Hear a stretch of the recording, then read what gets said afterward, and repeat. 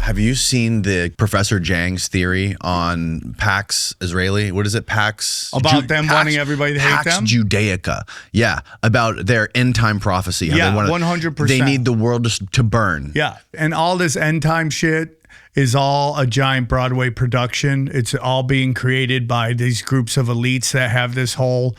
We just had Gary Wayne on my show. He's like, if you ever want to interview somebody super interesting, like Batman is a Nephilim, he has all these really great. Like, you go back, there's a god with the Batman helmet. Have you seen that shit? I thought that was a joke. No. That's real shit. So, like, he's talked about it, dude. Like, they are just all astroturfing this end of day shit because annihilation, they want annihilation because in their heads, they believe, because they've been told by these fallen angels that they will come back as gods. So that's why they just want to nuke the whole fucking thing. Dude. It's so crazy, dude. It is crazy. And you know, so we live in this great time where everything's coming out, and there's about four conspiracies that are left of the really that are the really good ones that, you know, that it's going to take a lot to get people to believe in. You know, flat earth, viruses don't exist, nukes don't exist, and the funny, as Owen Benjamin calls him, the funny mustache guy wasn't who we thought he was, and not in a good way too. There's some dick riders out there, and I'm like, they're crazy. Mm-hmm. He was a British agent, so. But once we get to that, you know, those are the last four. And it's like, those are the four that if you bring it up in a casual conversation, everyone's walking away and thinking you're a crazy person. What about the moon? Is that one accepted I think yet? people are now That like one's kind gone? of like, you can talk about the moon with your regular friends and they're like, oh, that's interesting. Right. But these other The four. flat earth, you're kicked out. When you're like, hey, dude, there's viruses aren't real. And they're like, whatever, whack job. Right? Or, you know, or like, hey, the funny mustache guy was a fucking Rothschild and he was controlled by the British Empire. Uh-huh. They'll just walk away and think you're a crazy person. Right. Those are the last four left. But there are a lot of people who think Hitler's cool now. Yeah, and listen, there's some guys out there that have done a wonderful work. Like their whole life, they've sacrificed everything to kind of call out, you know, Zionism and stuff like that. And they want to believe that guy was this hero. You know, they're like, he arrested a Rothschild. It's like for a week, dude. The guy was in jail for a week. I've had friends for DUIs longer in jail, you know? So it's like, what they want you to believe is that this guy rose up in this completely locked down country. Like after, like World War I, World War II. My buddy Johnny Woodard, he's my co-host on a bunch of my shows. He said like the Greater Israel Project is the Kevin Bacon of conspiracies, right? Where like everything leads back to it, right? Yeah. And if you look at the Greater Israel Project and the map of it. Mm-hmm. Is that really on the IDF badges? Yeah. Dude, that's what this is all about. Pull up an image of the IDF patch. I saw that in the Jang video, and I was like, is that real? I never looked it up. Yeah, but if you look at the map of that. Crazy. Oh, yeah. It's like 10 times the size of Israel currently. Well, if you look at the map of it, right there, it's at that bottom. Oh, yeah, the bottom left. left. All the way, there it is. Punch it on that. So that's Greater Israel. So do me a favor. Pull up, Look up the map of the Greater Israel Project. Yeah, no, I didn't even realize that those two blue lines. Now do me a favor and open up another one and look up the map of ancient Babylon.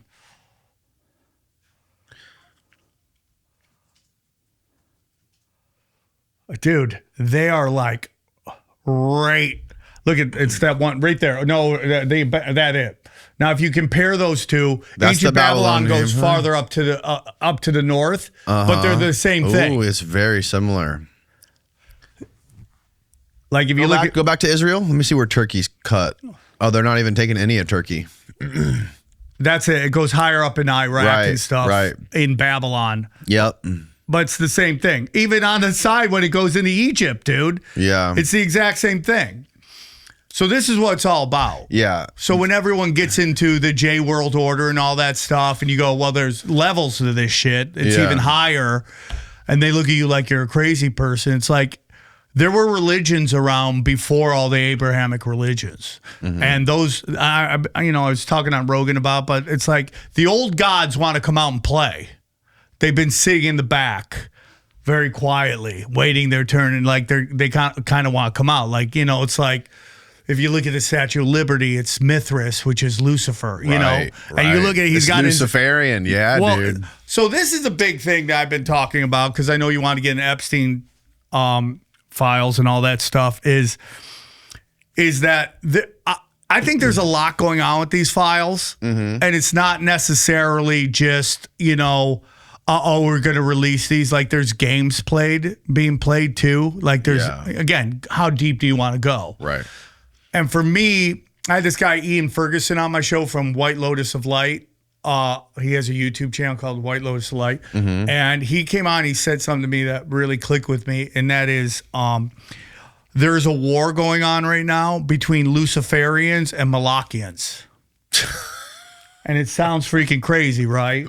Yeah. But if you look at the spectrum of good versus evil, right? Yes. Over here is Jesus, perfect. Didn't do anything wrong, never sinned, right. Never did anything. Right.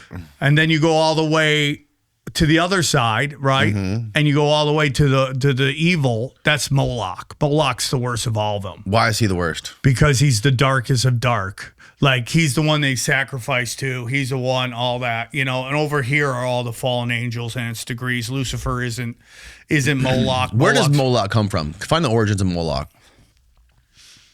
Moloch's the owl, right? From Bohemian Grove? The bull. Oh, it's a bull. Yes. It's the... Oh, yes. I remember this. I remember yeah. The bull that eats children. Yeah. Do you know one of the first films ever shown at the White House was a Moloch film? No, I had no fucking idea. Yes. It's south, the surname, no. Moloch.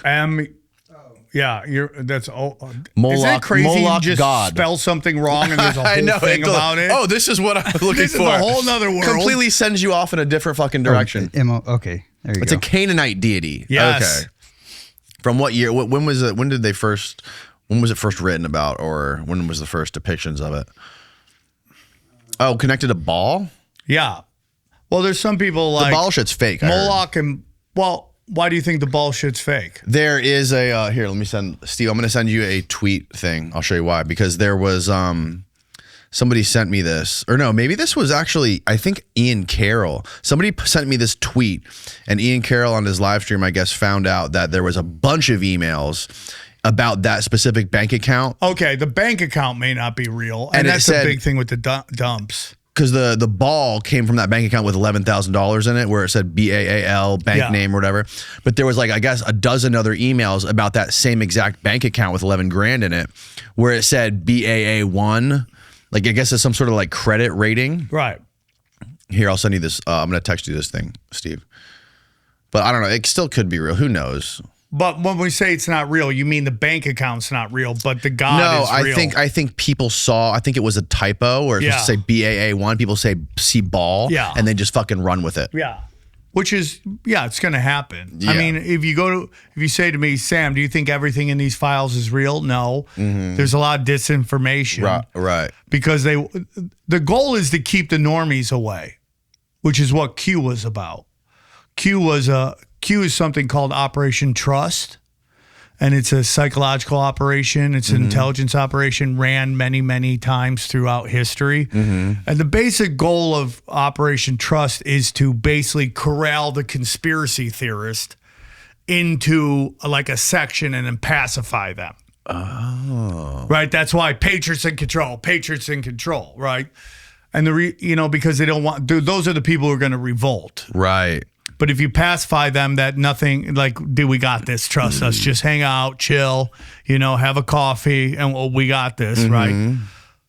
That's what it is. Now, when I say that's Operation Trust, the reason that's really important is because what's being told, most of it is true, all right? Because that's how you corral conspiracy theorists. You got to give them the good shit, the street shit, the clean shit. Right. So they're like, dude, that adds up. Bang, bang, bang. It's all real. But then they put the crazy shit in there so that the normies run off. Like when they're like, Hillary's been arrested in Guantanamo and she's been executed. That's there to have normal people go, whatever. I just saw her give a speech. F you. I'm gone.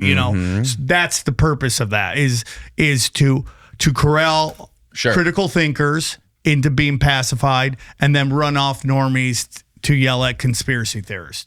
That's Operation Trust. It's happened tons of times throughout history. I just had Beck Lover on, and he was talking about. He's awesome. I love Beck. Yeah, that guy's great. We had him on yesterday. Really great energy. But they've been running that forever to just pacify everybody. They tell you the truth, and then they tell you the truth that they know sounds so fucking bonkers. You're just gonna ignore it. Not to conspiracy theorists, but to normies. It's too much. Right. But there's also straight up lies, which is Hillary's been arrested and executed. They throw that stuff in there. To run off the normies. To run off the normies. Yes, exactly. Here's that. Okay, so what is this? What is this one? This is some sort of bank statement where, okay, it does say Baal a bunch of times. Baal insurance. But that is a BBB. 1. Oh, that is a 1. Yeah, it does look one. like an L, though. Because you have BAA 3 and then But that 2. could be it, too. They could have done that on purpose. That's who they worship. So I had this dude Peter Levenda on the other day, and he was explaining to me about this guy Michael Aquino.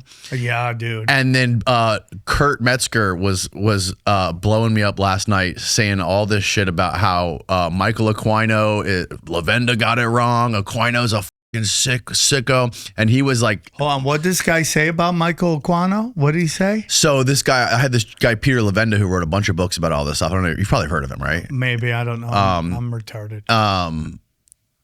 So he was saying that he went with Michael Aquino to this event in Vegas, and he talked about all the stuff Michael Aquino used to do in his past and like Vietnam with like the psychological operations and stuff like that, saying, oh yeah, there are witches in the forest. And Michael Aquino was like a Satanist. Yeah. He had goofy eyebrows. The worst eyebrows. And I don't trust anybody with those eyebrows. and how do you have horns in your eyebrows? basically the gist of it was like, yeah, he was a Satanist, but like what normal everyday people think of as a Satanist is not what he was. He was just this goofy guy who played dress up and like took funny photos. Like he wasn't drinking baby's blood and like he wasn't doing all this crazy evil stuff. People accused him of like children and stuff like that apparently, but there was no proof, there was no evidence. Like this is what Peter Levenda was telling me. And Kurt was telling me last night, he's like, you got fucking lied to, bro. Yeah.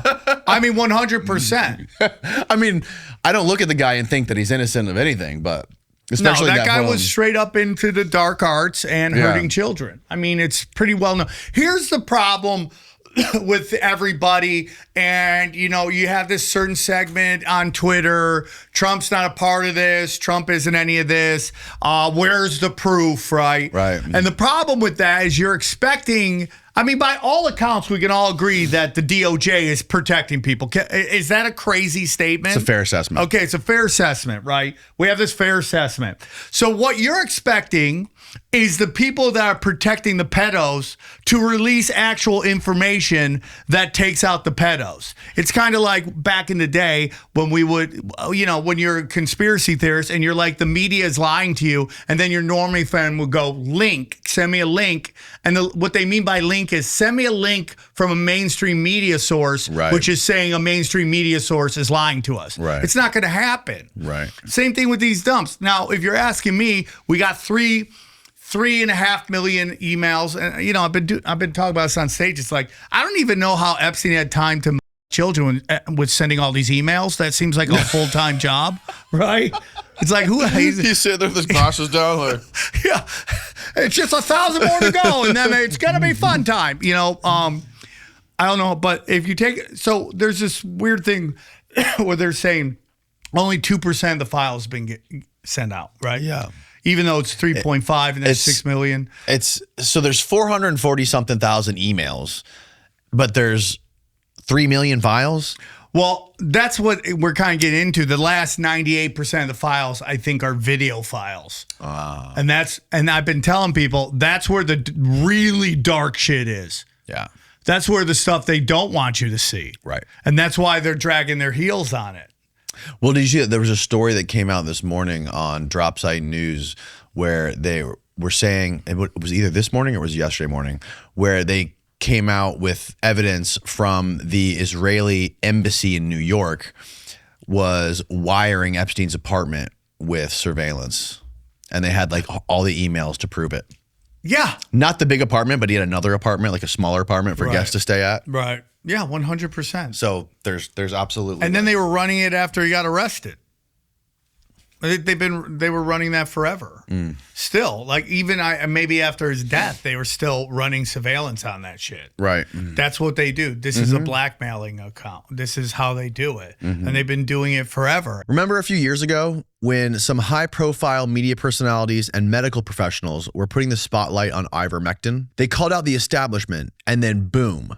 Millions of people who had never even heard of the drug got super curious. What if I told you 80% of the world's ivermectin supply comes from Asia, but not at the wellness company? Introducing American-made ivermectin. Safe, trusted, tested, and produced locally right here in Florida. Ivermectin has been prescribed globally for more than 30 years and even earned a Nobel Prize in medicine for its proven ability to eliminate parasites. But after treating a recent serious respiratory virus and other illnesses, emerging research shows that this wonder drug can help with everything from rosacea, arthritis, and even cancer. Most pharmacies charge $5 a tablet for 12 milligrams or less, but the wellness company is offering a higher 18 milligram dose for just $3.57 per tablet. You'll get a 6-month supply of 84 tablets, all at an unbeatable price. Support American medicine and patriot doctors, not China's supply chain. Get your US-made ivermectin today at twc.health/Danny and use the code Danny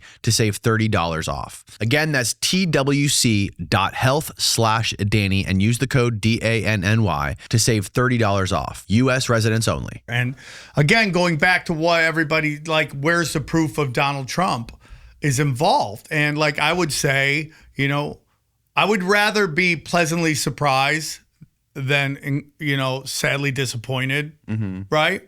So my take is what you're expecting is a guy that was surrounded by blackmailers and files to be some lighthouse in a sea of shit. Like you're expecting this is like an anomaly. Right. And there's a lot of people putting their whole reputations on this point, that there's no proof that he was involved, you know? And I'm like, that's a dangerous game to play. Very dangerous. Because you don't know this dude. You don't know him personally. He's playing an archetype for you, a hero, and you're investing all of your career collateral betting on this dude, even though everyone around him was, I mean, if you look at the last like 5 or 6 presidents, you know, they all have a file scandal, with the exception of one, which is George Bush Jr., who happened to kill 2 million Iraqis, right? But he's the only one I haven't heard that's involved in any of this. Right. You know, George Bush Sr. is involved with the Franklin scandal. You know, Clinton's involved with the Epstein scandal. Yep. Obama is involved with Pizzagate.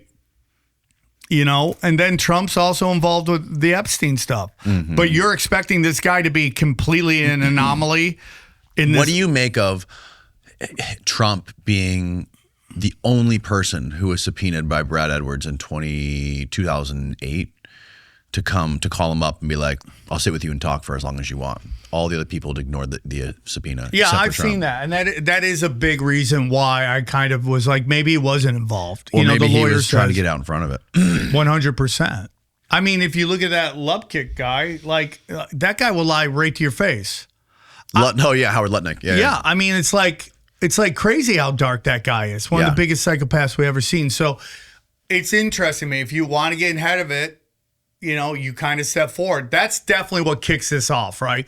So Michael Wolff just gave an interview sitting in his chair, and he basically confirms that the fallout is over Mar-a-Lago.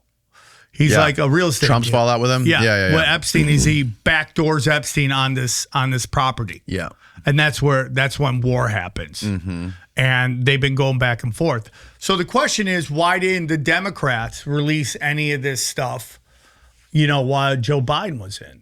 And the answer is because they're implicated too. They're implicated There's too. no left and right aren't real. Right. That's the biggest thing. If you're fighting over right and left, you're fighting over black and white, straight and gay, you've already lost. You're not supposed to. We're not supposed to be fighting left and right. We're supposed to be fighting up. 100%. And these people can't even understand that. So everyone's asking, like, why isn't there any protest fighting protesting the people who eat children. I'm like, well, because the people who eat children are the ones funding the protest. That's why. None of this is organic. Right. The only organic one I saw was my friend Scotty the Kid created a march against child sex trafficking about 5 years ago. And like I was a part of that. We only expected a couple hundred people, and like thousands of people showed up. He's got another one coming March 7th. It's going to be a big one again, but none of it's organic. There's this whole thing. People really they really defend their culture. Like everyone's defending their culture. Most of your culture is contrived in think tanks, pushed forward by intelligence operations, right? I mean, people, I know you just had Kurt Metzger on, and he was like, everyone's like, oh, how are you going to know it's real? I haven't had him on yet. Okay. He's coming. But he's been saying, I've been saying it for a while. You've never known what was real, ever. Your entire culture, and I'm not talking any one race or anything, the entire thing is astroturfed, and it's been manipulated by intelligence agencies. The entire 60s and 70s, all the bands were CIA projects. OnlyFans is most likely CIA at a minimum, and it's got to be an intelligence. I wouldn't be surprised. Right? And then you have these chicks who make all this money. Right, she's like, "Oh, I'm making $60 million a year." Yeah, because it's a operation to convince girls they could make this kind of money, and then they get into the porn industry and their life goes to shit. It could be a foreign intelligence operation. Well, I mean, the guy gives more money to AIPAC than anybody else. The guy who owns OnlyFans? Yep. Really? Yeah, he's the number one donor. Holy shit! Going back to the Trump stuff. Trump he has to be the most polar president of my lifetime. No president I've ever heard talk more about polls than Donald Trump, or is more hyper aware of polls than Donald Trump. Except for one poll with his base, which is the Epstein stuff and the Israel stuff. He is Helen Keller when it comes to that. Yeah, 100%, dude. Why the fuck is that? It's the only one that he's completely blind to. Listen, I think there's a part of Trump that just wants to be loved. He's always liked to be loved. He's always liked to be popular. He's always liked to be included. And, he wants to be a loved president. And, people are going to lose it on me. But if I look back at all the presidents, I would probably take Trump over everybody since JFK. Maybe Jimmy Carter. Somebody came on my podcast the other day, said he was a robot. Jimmy Carter died and they replaced him with a robot. Yeah. Now, you could say that's crazy, and I'm not saying it's not crazy, but man, if you watch those robots walking, they look exactly like Joe Biden when he was walking. And like there was like 7 Bidens, dude. There was black Biden. I don't know if you saw him give him an interview. It was like the mask goes to here and then you see black skin under here. There's Nephilim Biden. There was like when he was like 7 foot tall Biden. There was fucking like smooth leg Biden who looked like he had 20-year-old legs on that bike. I mean. Oh, I remember that one. Yeah. I mean, dude, anything's on the table right now. Look, just because we're calling it like we see it with Donald Trump does not mean that Kamala Harris and Joe Biden would have been better candidates. They would be way worse. And listen, the difference between Trump's cabinet, you can hold 2 thoughts at once. 100%. The difference between Trump's cabinet and Kamala Harris's cabinet is that Kamala Harris's cabinet would be fat feminist, trans, and DEI, and then Trump's cabinet is just closeted people. Right. That's the difference. In the end, you always get gay. In the end, you always get gay. Why is that? Because it's sexually compromised. What is it? Did you see the Howard Lutnick, Tom Pritzker email? The dude who's the chairman of Hyatt Hotels. What'd he say? There's an email and he goes way back with Epstein. He emailed him on his birthday, said, "Hey, Jeff, I'm in Afghanistan right now in the desert. Petraeus just let me borrow a helicopter and I'm going to play with some boys and some toys." That's the whole thing, dude. This dude's worth, how much is Thomas Pritzker worth? Google that. Like, this dude is one of the biggest Democratic political donors. His brother's, I think, the mayor of Chicago. And he's talking about that family is crazy. There's no misinterpretation when he talks to being in the desert in Afghanistan and boys. Like all the tier 1 operators I've heard talk about what happens with boys in Afghanistan. Dude, I've been to Afghanistan. Have you really? It's called Man Loves Thursdays. 6.3 billion. I mean, that family is crazy. Have you seen the brother sister? No. Their trans sister? No, I have not. Oh my God! Dude. Wasn't she in the Obama cabinet? Wasn't she the Secretary of Commerce for Obama? I'm not sure about that, but she's like helping fund all this trans shit, which is crazy because Epstein is right in the middle of the trans stuff. Like he's funding this ideology. Yeah. Which is again. Oh, Jennifer, is that her? Yeah. No, that's her. Oh, Born James. Yeah. Born James Nicholas Pritzker. Yeah, I've been talking about this on stage. Holy shit. This is my theory on the trans stuff. I mean, crazy, right? I'd fuck me. Oh my God. I've been talking about this on stage about how the trans issue comes down to one thing and one thing only, passability. Like, if you look like a hot chick, you can stay. If you look like a haunted scarecrow, get the fuck out of the woman's bathroom. Don't even use the guy's bathroom. Go shit in the woods, Sasquatch.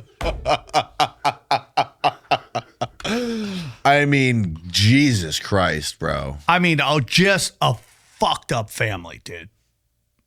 I mean, just a effed up family, dude. These Democrats are crazy. Didn't they come from, like, ancient Ukraine originally? Probably. I mean, it's all like... So my thing about Epstein, to follow that point, is like, why Epstein? Why did they pick Epstein? Like, what is that thing that gets him into that investment firm and teaching at Bill Barr's father's place? Because he didn't have any credentials to be there. Right. Why did they pick him? In the very beginning, why did they pick him? So everything, dude, is about data.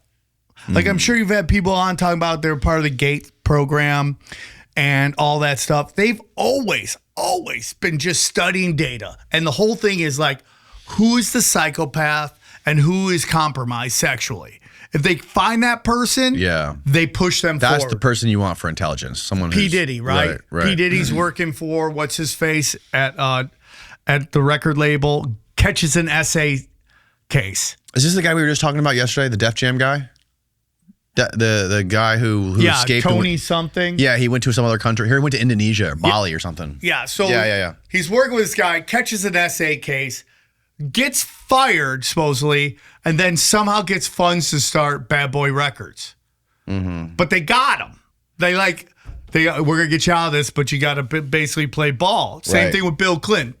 It's either Princeton or Oxford. I forget which of the schools he went to. But he catches an essay case real early and somehow gets out of it.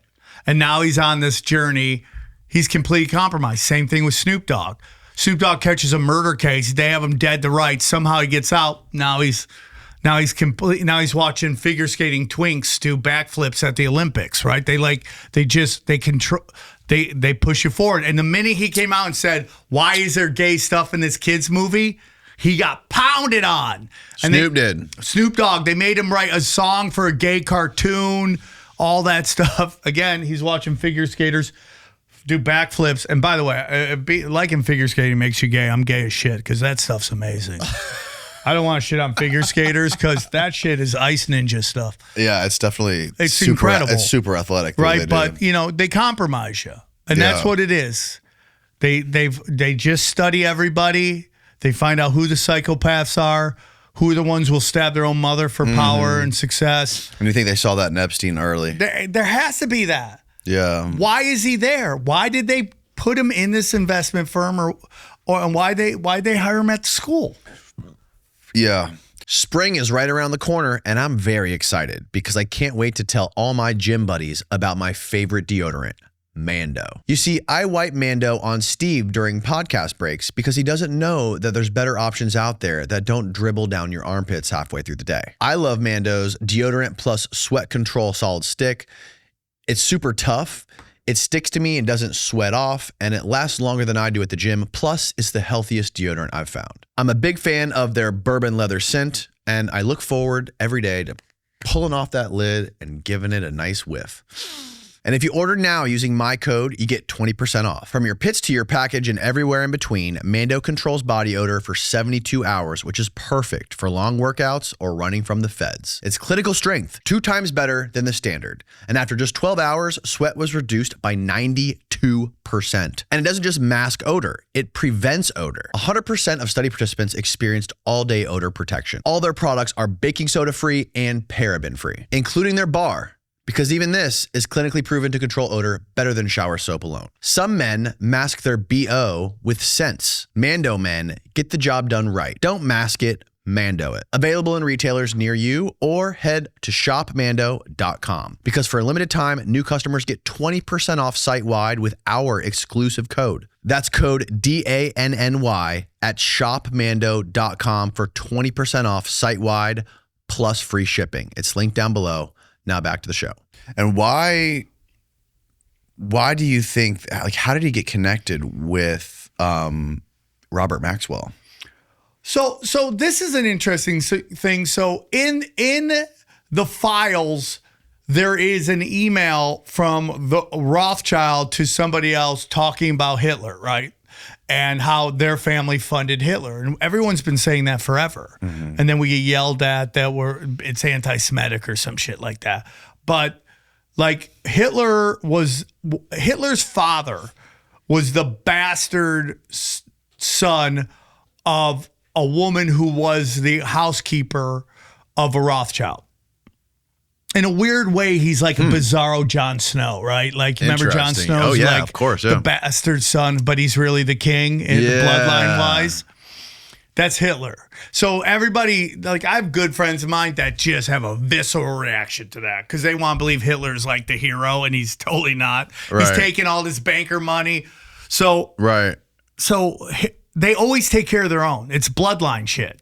They always take care of their own. And she talks about how Hitler was in one of their houses for like homeless youth and shit like that, and he's selling paintings and stuff like that. And that's how they move him forward. They move him forward. He's charismatic, and what they want you to believe is that he somehow rose up in this completely locked down country. World War I, World War II is all about the Greater Israel Project. That's what it's about. Get Palestine from the Turkish Empire, destroy the Turkish Empire, and then World War II is about sending all the Jews to Palestine. So, you know, he was completely and utterly a psyop. And people get really angry about that. You're like, well, you know, the Germany's economy was going great. Well, you have to do that. You have to get the Germans behind this guy, so when they know war's coming, they'll go sacrifice their life for greater Germany. Right. That's the game that's played. Do you understand what I'm saying? So the reason I bring this up back around is because in the email, she says that the Rothschilds and the Epsteins funded Hitler. So the question becomes, is this Epstein's? And then you got this guy who rose to prominence and is like the center of this global blackmailing financial empire. You know, that's the question. Does he have a bloodline? Does Epstein have family that goes back that far? So you look at you look up who Epstein is. They do this with Larry Fink too from BlackRock. They're like, you just came from modest, beginnings. You know, his parents were like shoe cobblers, and he just worked his way up. No, dude, that's not how it works, man. They do that with everybody. They sold us on that. That's what happened with the Pritzkers too. I heard in Whitney Webb's book, she writes about that, how the Pritzkers tried to rewrite their history and make it look like they came out of Canada. Dude, Elon Musk, Bill Gates. Yeah. What's his face from Amazon? Bezos, yeah. Oh, his dad was in DARPA or something? His dad helped fund DARPA. And you see him, everyone's like, it worked. You ever see that funny meme that says, like, all these billionaires say they started in a garage? Yeah. And then the garage is just all Freemason, satanic symbolism in the garage. So they gave it to him. Amazon was created in DARPA. They gave it to the guy. They're like, okay, you're the guy. you're the crazy enough to pull this thing off. They give them the project. They start with books because nobody gives a shit about books. Right. Nobody's following it.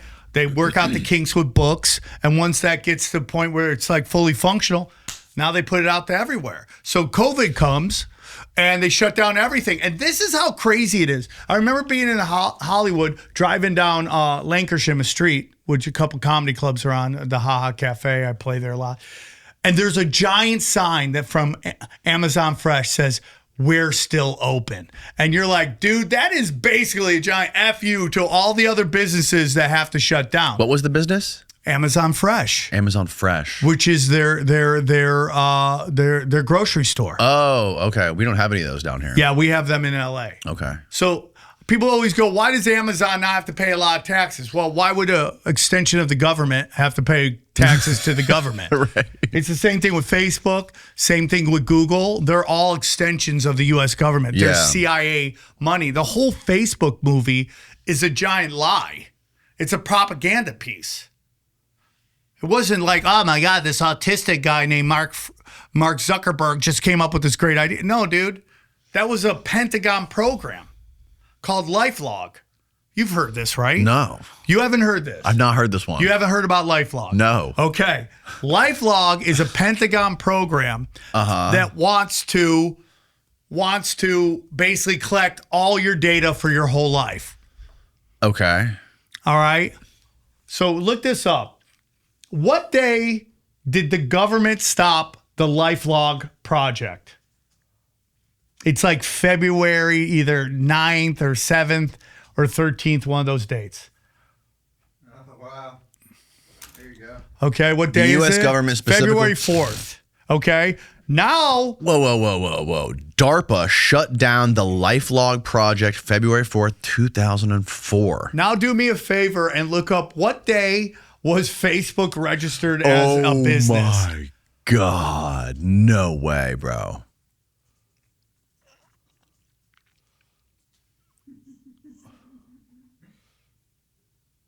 February 4th, 2004. The exact same day.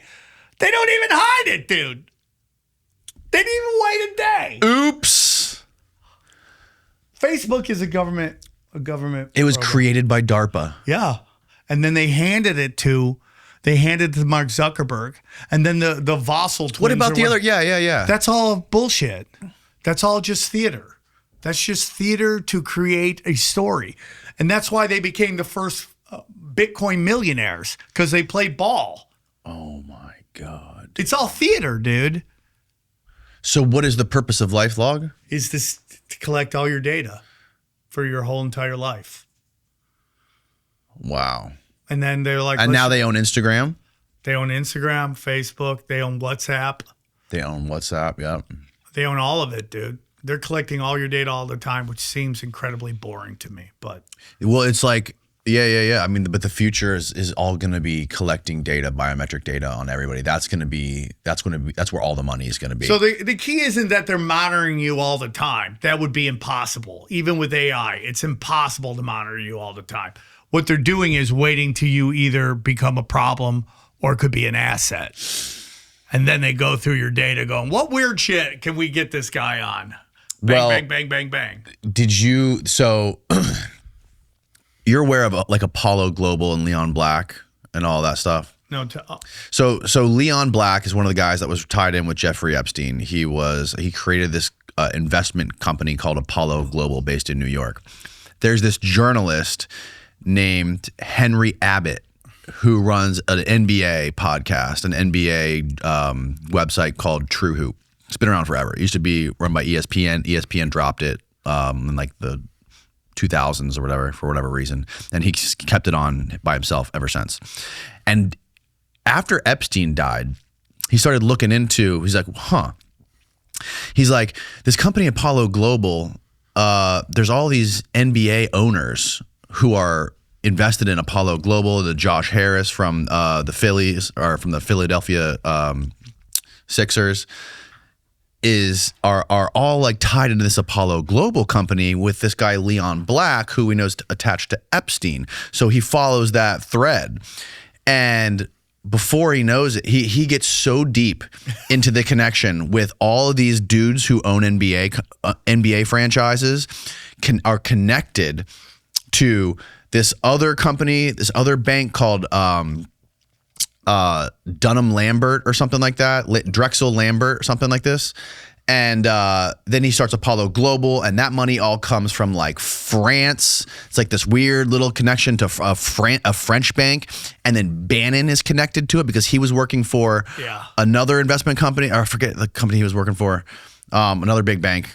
And it basically ties all these people together through all these banks, if you follow the money, into this company, Apollo Global, that Leon Black, and if you Google Leon Black, there's some like horrendous accusations against him with like children and shit. It's the currency to the highest level of, it's the initiation into the highest level. And they found out that Leon Black purchased LifeTouch, the company that takes all the photos of all the children at all the schools. All the yearbook. All the yearbook photos are LifeTouch. That's owned by that dude. Yeah. That company, Apollo Global, that's connected to Epstein. I do a show called Whatever This Is with two really great researchers, my friend Austin Picard and Brett Binkley. And Austin was talking about how there was this gets really dark, so sorry, but basically this file ring would take pictures of kids and they would load it up and allow people to bid on them. And then they would kidnap them. Like, that's how dark it gets. Holy fuck. Yeah, dude. So, everyone's like, what are we going to do with this? What we're going to do with this is we're going to be aware that we have monsters around us. Yeah. We have monsters around us. But back to you talking about the banking and all the owners. So, this kind of leads into the Bad Bunny halftime show. And like this cultural war that happened with it, right? And you're like, why are you having the number one show in America where 80% of the country speaks English? Why are you having a Spanish speaker who does no English songs? Well, and go on. No, continue. Sorry. Nothing in English, and then not even give us the subtitles. Well, because the truth is that these owners of all these franchise are masters of mankind. They're all in tech. They're all in oil. They're all in real estate. They're all in arms dealerships. I mean, Steph Curry, Kevin Durant are all are own part of Israeli arms dealerships, right? So like they're all in on it. So why do they want chaos? Why do they want people fighting? So that we fight with each other and we don't, like you said earlier, and we don't look up. Mm-hmm. That's the whole purpose of that halftime show. Listen, he's got fat ass Latinas on there. I'm all in, dude. You got me at fat ass Latinas. I would love to know what you're singing about. Now, I cleaned up some of the lyrics because one of the songs, if he actually did the song, was about putting dicks in butts. The song is about him just singing dicks in butts. Yeah. They cleaned that up, and I don't think he said that. But he was swearing left and right, like swearing in Spanish, which is like, where is that allowed anywhere else? See, I was talking to somebody the other day who is a boomer, and I don't think I want to tell who this person is. I don't want to sell them out, but they're in their early to mid 60s, and I casually just brought up the whole Epstein thing to them, and it seems to me like these people are checked out. They're not interested in the Epstein stuff. It's people of that age group, where it's like, how does this affect my life? I'm fucking busy. I'm more worried about the Super Bowl halftime show with Bad Bunny than I am worried about the Epstein files. How fucked up is it that there has this guy speaking Spanish during my halftime show at my Super Bowl? And it's like, and this guy literally told me, he goes, I think the Epstein files are a distraction. Like, these people believe this, and they're legit, but it could be a distraction from something bigger. Right? Mm-hmm. Like if everyone's focused on these things as they should be, could it be that the Epstein files basically say that Epstein and Bill Gates created the whole COVID situation? Like, I mean, there are other things. You notice nobody's talking about Israel and Palestine anymore. For a while there on Twitter, that's all everybody talked about. Nobody's talking about that anymore. Everyone's talking about Epstein. But again, it goes back to what you were saying about everybody hating Israel. That I think that's a part of this as well. It's just to piss off everybody at Israel, so everyone goes to war with Israel because these crazy old guys want the end of days. They've been hanging around they're 90. The end of days hasn't happened. They're like, wrap it up. Let's go, bring the right? Antichrist. Bring it. Let's go. Yeah. Let's go. So that's a big part of it as well. There could be something to that, but the fact that people are like, I don't care about these files. You know, I've said this before. Every society needs to have 4 pillars for it to function. We must condemn and outlaw stealing, unnecessary violence, hurting children, and we must shun lying. And we can get into like which side is lying more, because I think both sides are doing it. But there's definitely one side that is way more focusing on destroying these archetypes and institutions that we have, which is involved stealing, violence, and hurting children, you know? So we must protect children at all cost. At all costs. So anybody, I don't know if this guy has kids. A lot of people that don't have kids don't care about this because it doesn't affect their life. Right. But we must protect kids at all cost. I think these people are trying to cope because they're big Donald Trump supporters. Yeah. And they can't come to grips with it. Right. That this guy that was seen as this savior. This guy I was talking to was a huge Trump supporter. Yeah. And it's just like, why wouldn't you want to know that? Right. Why wouldn't you want to know that? Why wouldn't you want to know that kids were being forced to do things they don't want to do? That's the whole thing. Like my kids are, I have 2 kids that are just turned 6. They have no say. Twins? Yeah, I have twins. Wow. I love them. That's awesome, dude. So, you know, it's like if I tell them to go to bed, they're going to bed. That's how it is. Go to fucking bed, man. You know, and because we're dads, we got to be the villain. Right. Right. Mommy is pure love. Daddy is the villain. Right. But that's my role. I got to be the bad guy. Yeah. You got to But balance it's like it out. when I say do something, do it. Yep. Right. Mommy's comfort, daddy's uncomfort. Yeah. And you know, this notion that we got to be best friends with our kids is the most stupid shit I've ever heard in my life. Your job is you're basically taming wild animals. They come out of the womb and they're crazy, dude. And you got to get them ready for the real world. Yeah, bro. And basically prison is a bunch of people that never were taught how to function in society, you know? And so not to get into the abortion thing, I'm not going to talk about that, but you know, you have a bunch of people that are pro-life that just want the kid to be born and then they don't seem to care about what happens after that. Right. I mean, if you study like the percentage of children that go missing out of foster, like in the country, like 80% of it's foster care. The people you see on the streets are from foster care. The people in prison, most of them are from foster care. Like, that's what people don't understand. Like, to raise a child needs to be surrounded by love. So listen, in my opinion, and this is where I might lose people, like I was very a pro-choice person for a long time, for a very long time. And there's still part of me that doesn't believe the government should ever be allowed to tell you what you can or cannot do with your body. That's a part of me. But I'm really more and more starting to think this whole abortion thing is sacrifice to Moloch. I know it sounds crazy. You could laugh. I know you tried not to. I saw you working really hard on that. But I'm telling you, bro. I was trying to hold it in. That's fine. And believe me, saying this, like fucking 6 months ago, I'd be like, you're a crazy person. Right. But the more and more I study this shit, I think there's very dark stuff. Do you know how many abortions happened in 2005? 25? 2025? No, how many? Take a guess. Just throw out a number. How many abortions in America? In the world? Oh my God. Take a guess. Throw out a number. And then add even more to it. Whatever number you have, add even more to it. How many abortions happened in 10 million? In the world. In the world. Now add more to that. Just add a couple more to it. 25 million. 70 million. 70 million in the world. Gone. Wow.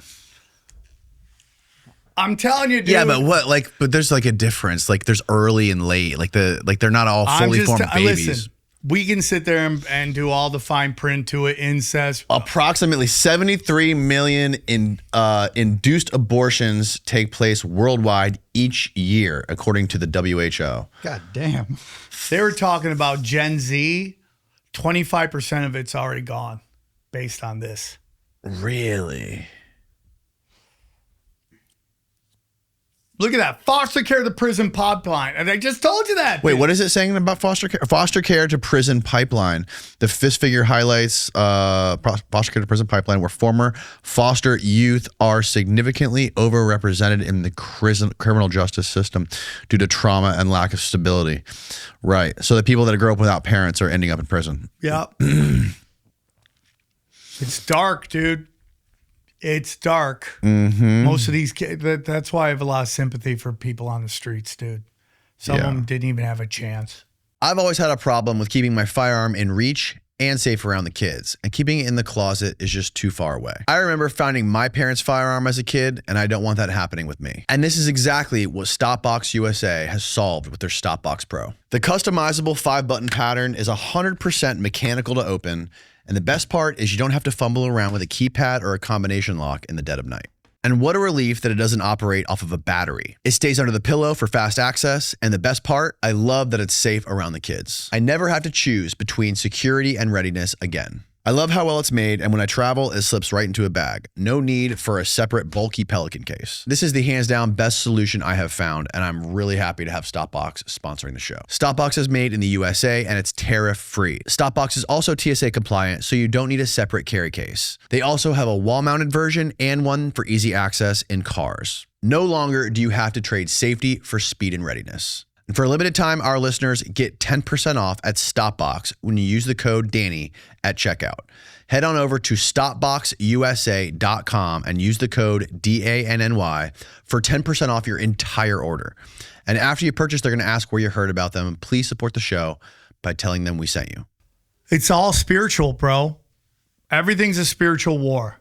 Everything's spiritual. Mm-hmm. That's it. It's a war, good versus evil. Yeah. Humanity versus these fallen angels. Mm-hmm. That's everything. Baal worship goes all the way back to the Tower of Babel. Mm-hmm. That's where that comes from. You know, Nimrod. That's it, dude. That's why all these headquarters of these major fucking corporations, they look just like fucking the Tower of Babel, dude. Yeah. Yeah, I have a hard time. I just have a hard time processing some of like the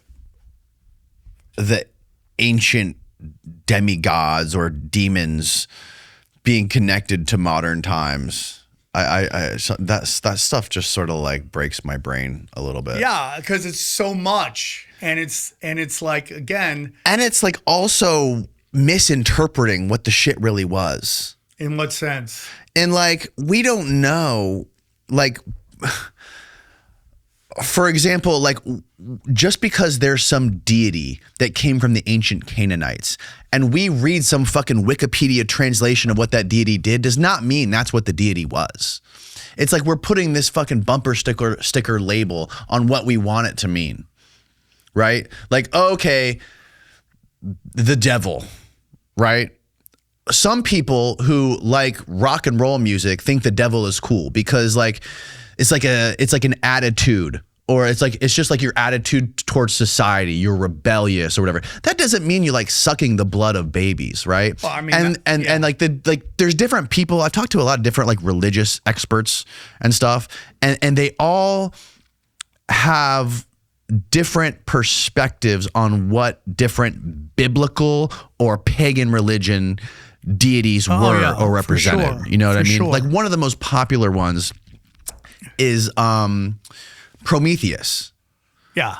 Prometheus and Lucifer have the same exact story. Yeah. Identical stories. Prometheus is the guy in Greek myth who saved humanity from Zeus and then got chained to the top of the mountain for eternity to die every day.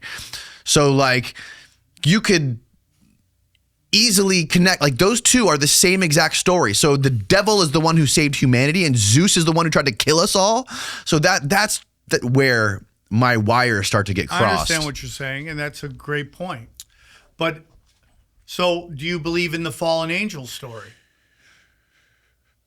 Believe in it? I don't know. Because if you study, again, if we're going back to philosophies and religions that predate the Abrahamic religions, Vedic astrology, Hinduism, Right. okay, they both talk about God casting down entities trapped down here. Yes. Okay, Right. So it's not just an Abrahamic thing. No. Yes. I know. I believe. Yeah. I see what you're saying. So the question becomes, There's something weird there. I don't know what it is. and when you go to Bohemian Grove, there's a giant owl right there, and the weird shit happening there. So whether it is the real story or not, these people are worshiping a narrative. Yes. And then we gotta go, were the Canaanites sacrificing children? Were the Israelites sacrificing children? Did they take pagan gods? Is that why they were cast out of Israel? Like that's the question you have to ask. Are those stories true? And then you take a look at like the Nazis and how they were just consumed with the occult.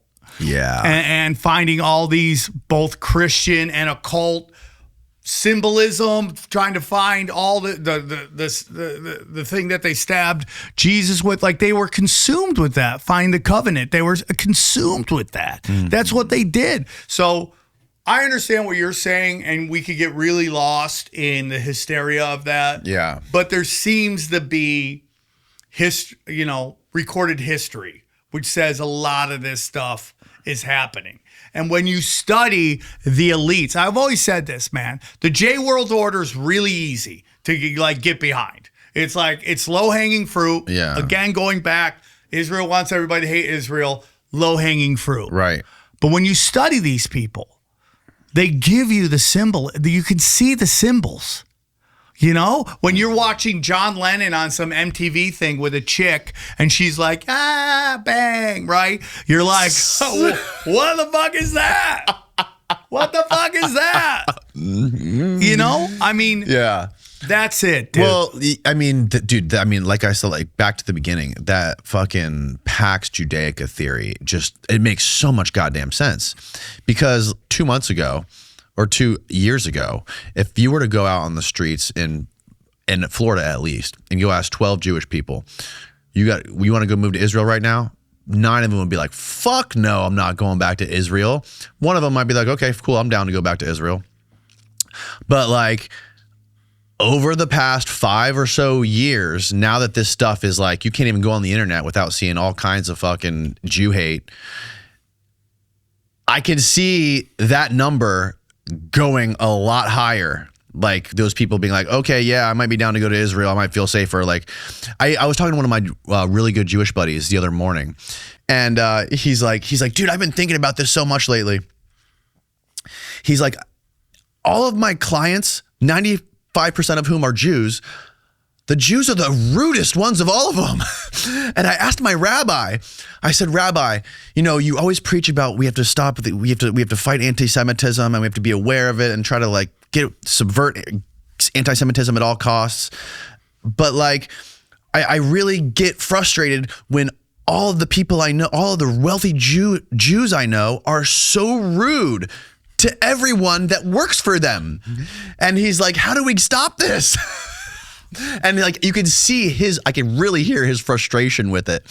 And, it just seems like it's spiraling out of control to where I could probably see, and like, if this thing keeps going the way it's going, in like 5 years, they could probably get a lot of their diaspora to move back to Israel. I understand that, and you're totally right about that. And I don't know how deep you want to go into that. But Israel is losing a lot of their population. They're jumping on planes and going to other places. That's a big right problem. now? Yeah. They're losing a lot of their population. It's actually blowing up in their face. So I have a buddy of mine. We moved to LA together named Scott Ross. He owns 10th Planet Ventura, one of my best friends. The jiu-jitsu place? Yeah, he owns a 10th really? Man Jiu-Jitsu. Like we joined Eddie Bravo's first school together, and because I was running and gunning with drugs, I quit. He stayed with it, and he got his black belt. Like I have very little regrets. I have two. I left my mom too early, and I quit Eddie's school too early. Now I'm back in it. I'm 53, trying to do jiu-jitsu. Are you? I'm fat and old dog, but. Do you go every week? I go. I try to do twice a week. Twice a week, dude. Wow. My legs are dead after. What belt are you? I'm still white, bro. I'm still white. I mean, I would love to move up, but it's like it's not easy at 53, You dude. can't rush it, right? And no, it's not even that. I would love to rush it. I just can't. I'm like a glacier, dude. I'm moving slow, and they throw me in the Shark Tank with these fucking 20-year-olds, and they just murk me, dude. I'm just chum to these guys. I'm trying to do old man jiu-jitsu, but it's like it's just the athleticism. You know, we lose our athleticism around 35, right? Mm-hmm. But you know, my friend Scott said that to me a long time ago. It's like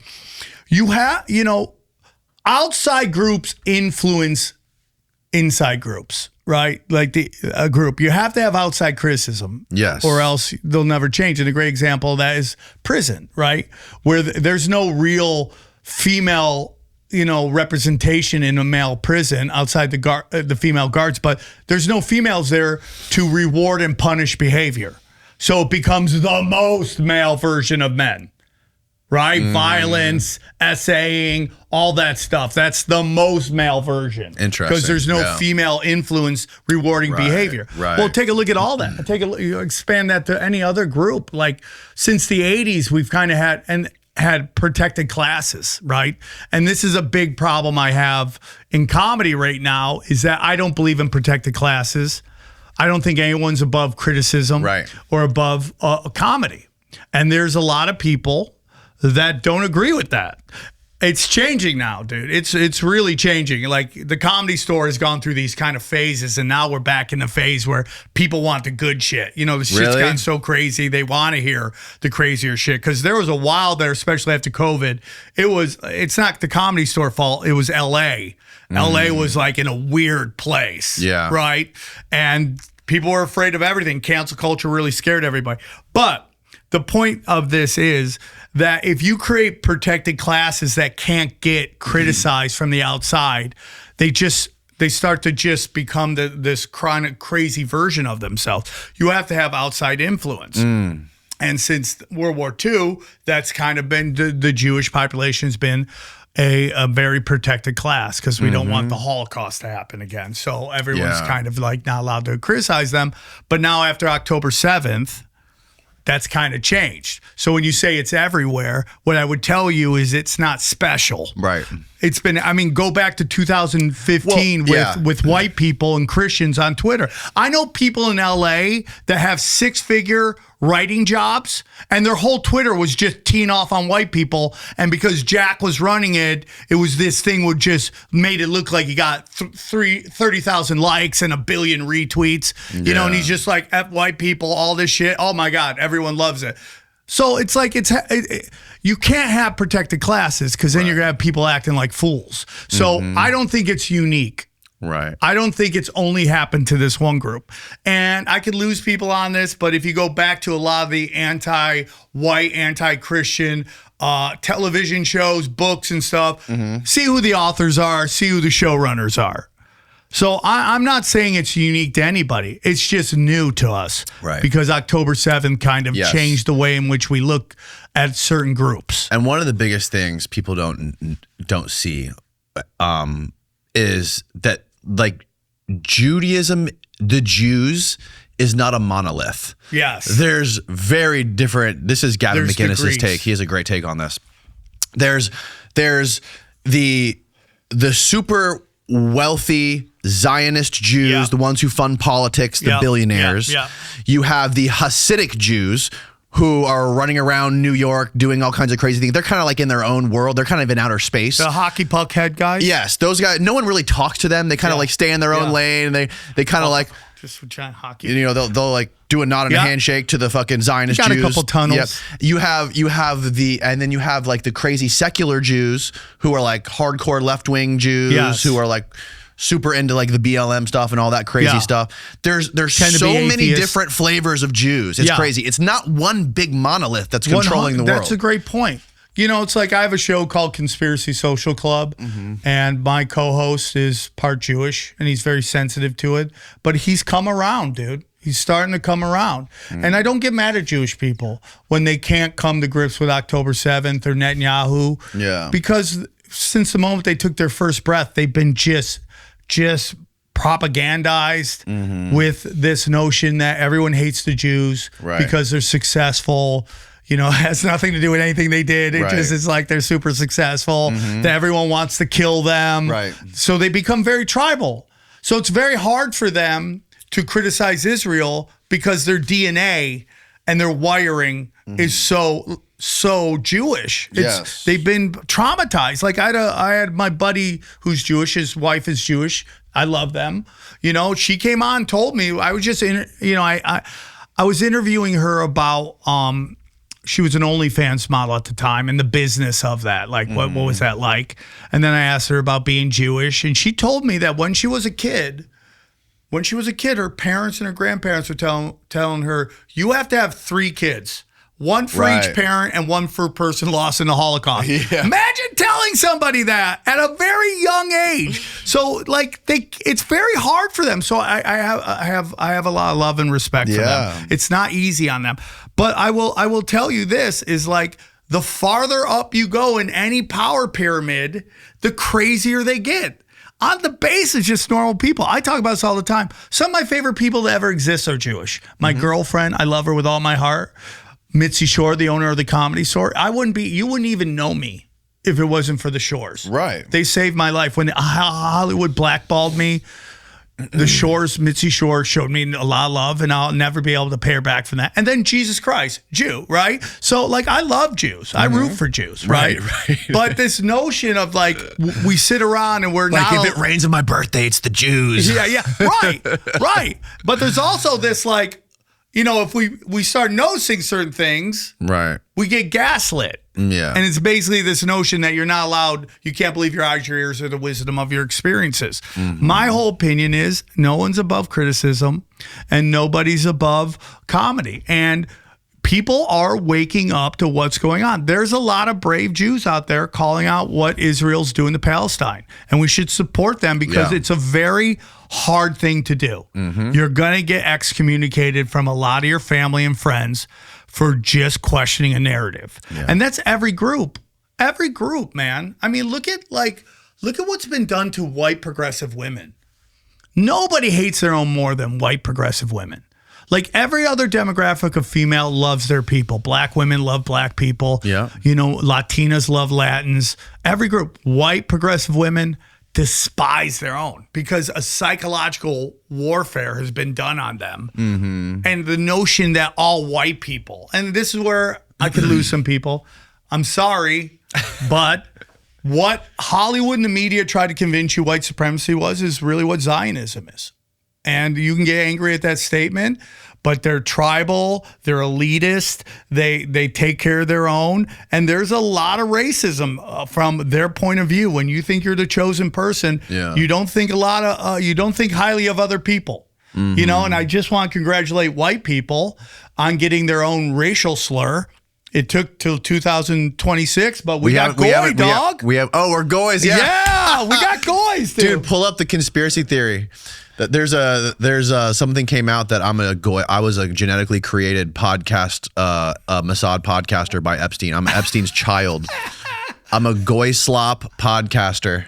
Do you got an egg-shaped dick, dude? Me and Jesse Michaels. Dude, that is so hilarious. Was Epstein genetically engineering goy slop conspiracy podcasters? That is. What does Rogan know? Congratulations, you made it. Oh, look, there's me when I was a kid. That is me and so Jesse. Hilarious. I love it, dude. Who called you that? I hope it's true. Dude, do you know that there's a guy out there that thinks his name's Museum of Tarot? He's been on this podcast and he made this. After the podcast? After, yeah. You had him on and then shit talking. He stopped answering my calls and then this comes out. There's a guy out there that thinks I'm Sir Francis Bacon. Really? Yeah, he compared my picture to a drawing and he put it together. And I'm like, Sir Francis Bacon came up with like algebra and they think he's William Shakespeare. Yeah. Like, what a downgrade to go from that guy to the functionally illiterate drug addict, dude. Is he the guy who had the book on Atlantis? Oh, no, look it up. Like, the guy's an all-time great. And then I flunked first grade. Like, how do you go from that to this, dude? Dude, I would just roll with that if I was you. I have, dude. Is he connected to Atlantis at all? I don't know, dude, but See if you everyone find out, thinks Steve. It's so funny. Oh, yeah, New Atlantis. The New Atlantis is an incomplete utopian novel by Sir Francis Bacon. Should I finish it? Yes, dude. The rest of the pages is doodles. Bro. I'm just drawing stick figures. Oh, my God. You know, Ghislaine Maxwell was obsessed with finding Atlantis, by the way. No, how about the new Ghislaine Maxwell in prison right now? Oh, the new body double? Fat nose? Pull it up, dude. Pull up the side by side of the new Ghislaine Maxwell. So this was like a video deposition she just did or something. Yeah. And they're saying that it looks nothing like her. She looks like some poor Filipino. They put a Filipino in there and has to. Maybe she got beat up or something. Maybe she got a little roughed up in prison. And she's allowed to have her dog and she's doing yoga classes. Oh, is she? Like it's like. Yeah, it's true. She's set up. But it's like I wouldn't doubt that's the thing with Jeffrey Epstein, dude. He's fucking chilling like in Antarctica playing video games right now. Dude. That photo, I don't know if it's AI, but the photo of him walking with the two bodyguards and the long hair looks just like him. Yeah. I'm not sure. I haven't seen it. You got to find the No, new. go. There it is. There's the video. There it is right there. Ghislaine Maxwell invokes Fifth Amendment. There you go. That's going to be a fucking... video. Yeah, you'll get it's long. Oh, there it is. There's kind of a picture down there. Yeah, there you go. A BBC. fat nose. Yeah, look at that nose, dude. Can you find a better image?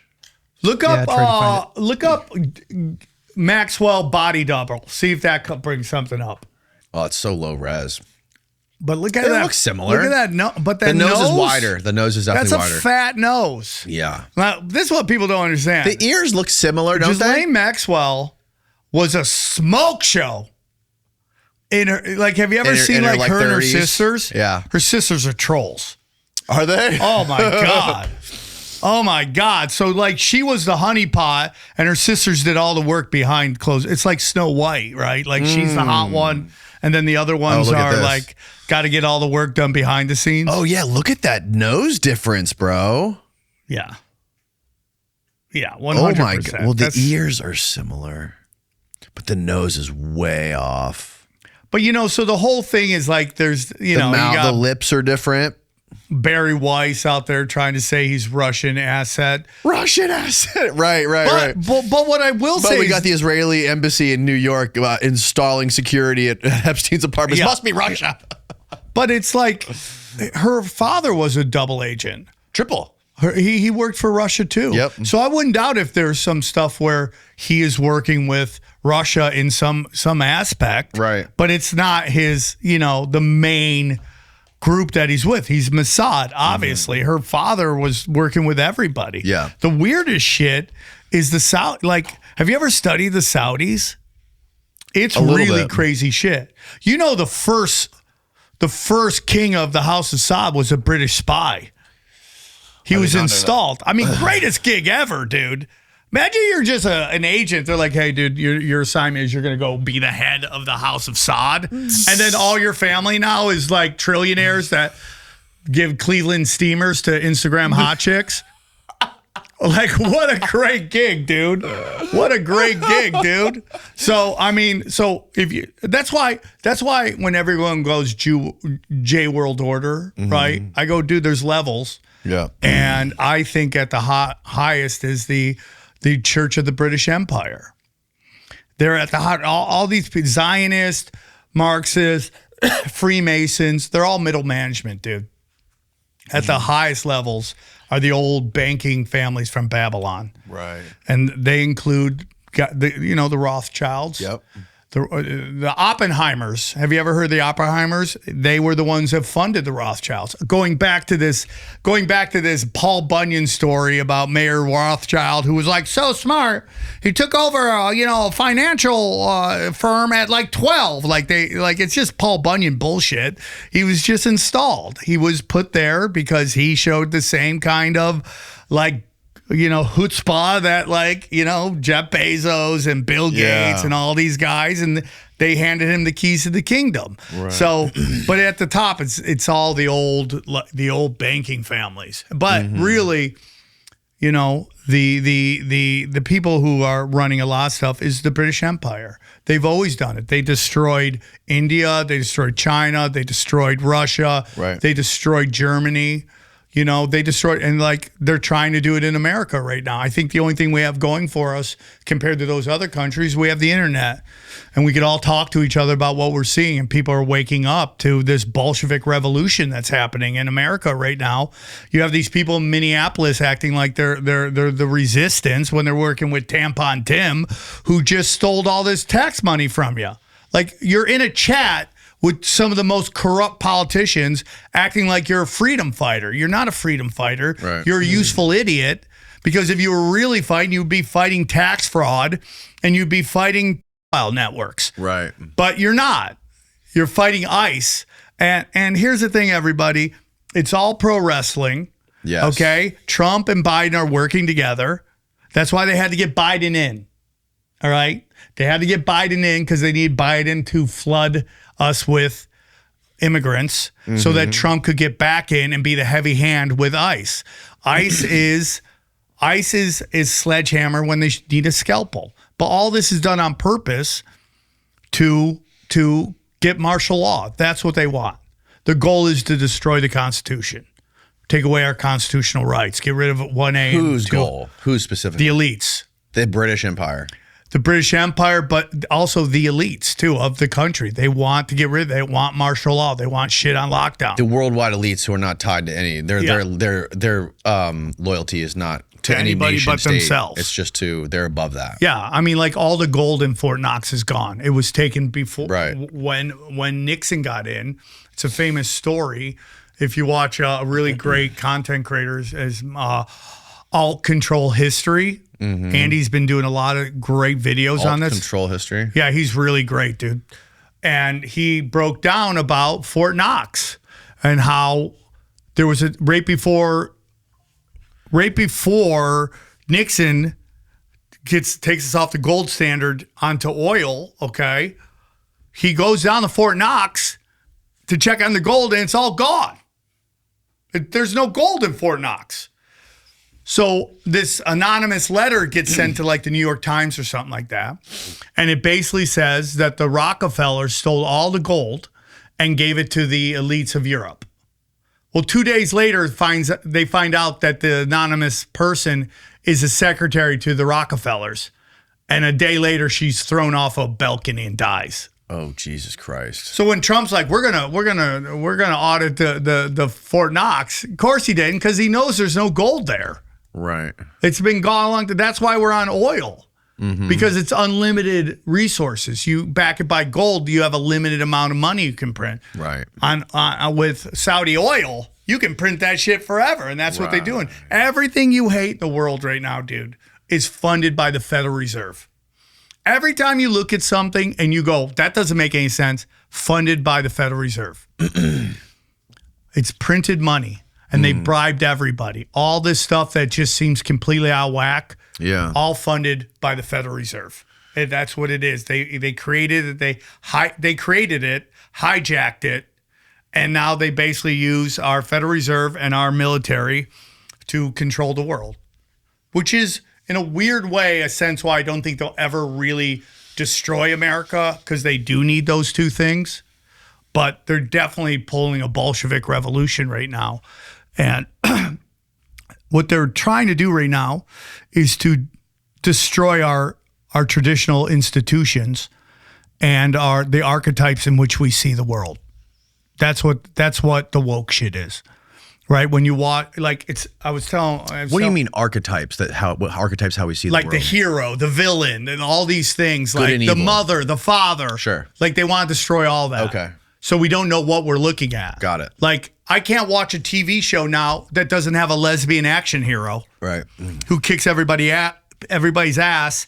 But if I tell my girlfriend she can't tell a story, she starts crying, right? You know, it's like that. It's not reality. When you go, Right. what the fuck is that? And I remember this.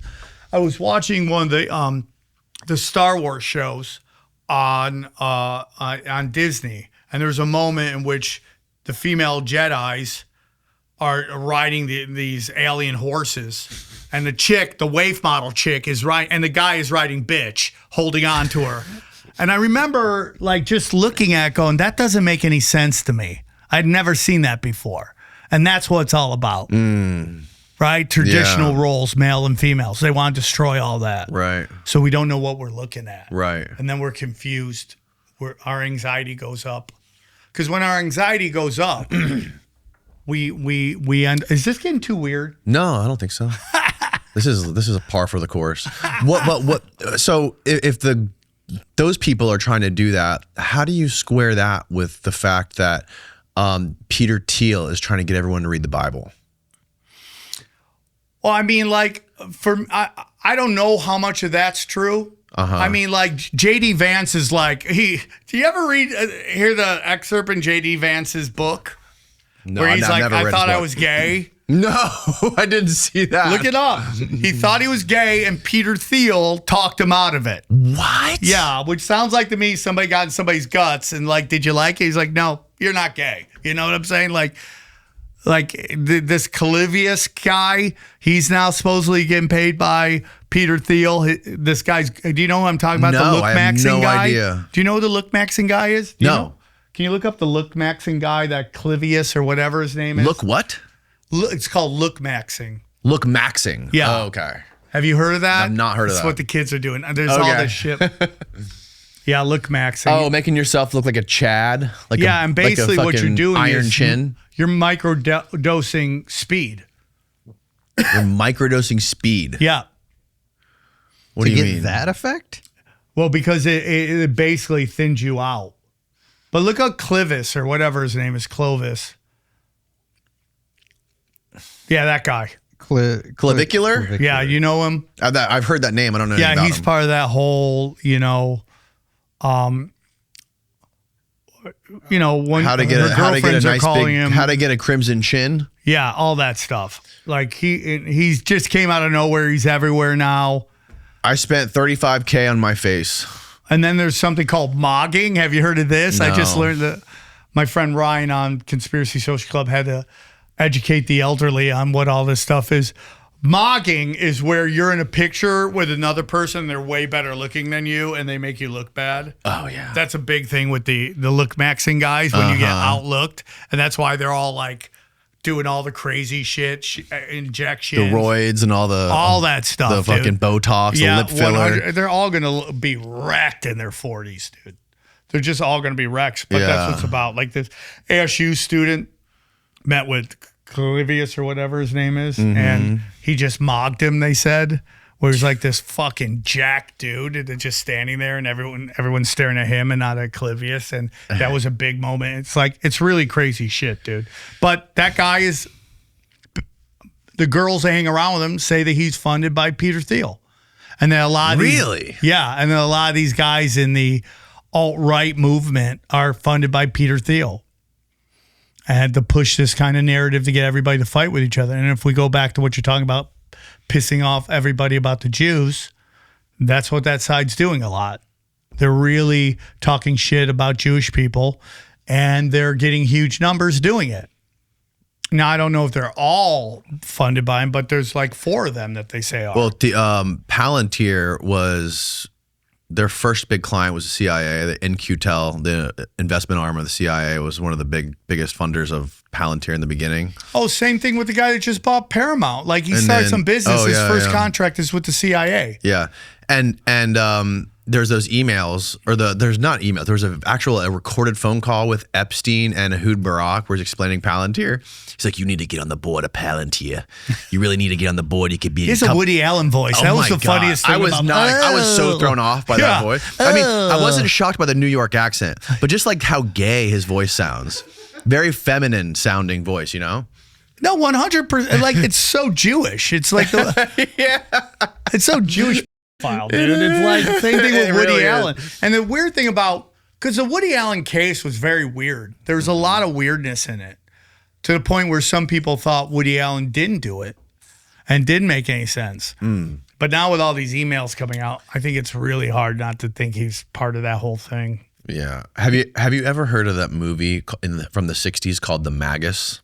No, I've heard of it. I don't know what it is, though. So it's a movie basically that mirrors Epstein's life.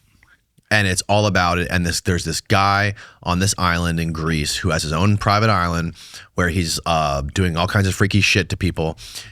And he has an identical temple to Poseidon on his island, just like Epstein's temple on his island.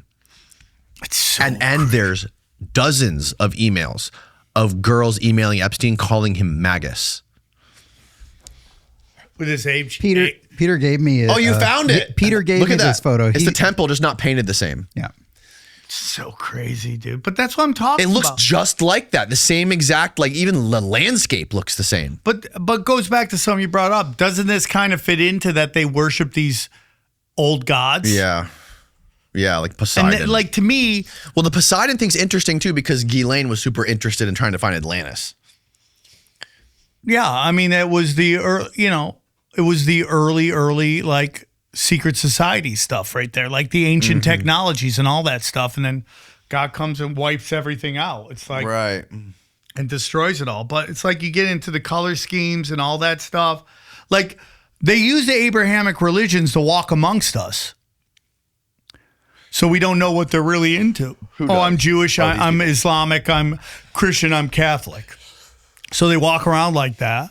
But in reality, behind closed doors, they worship old gods.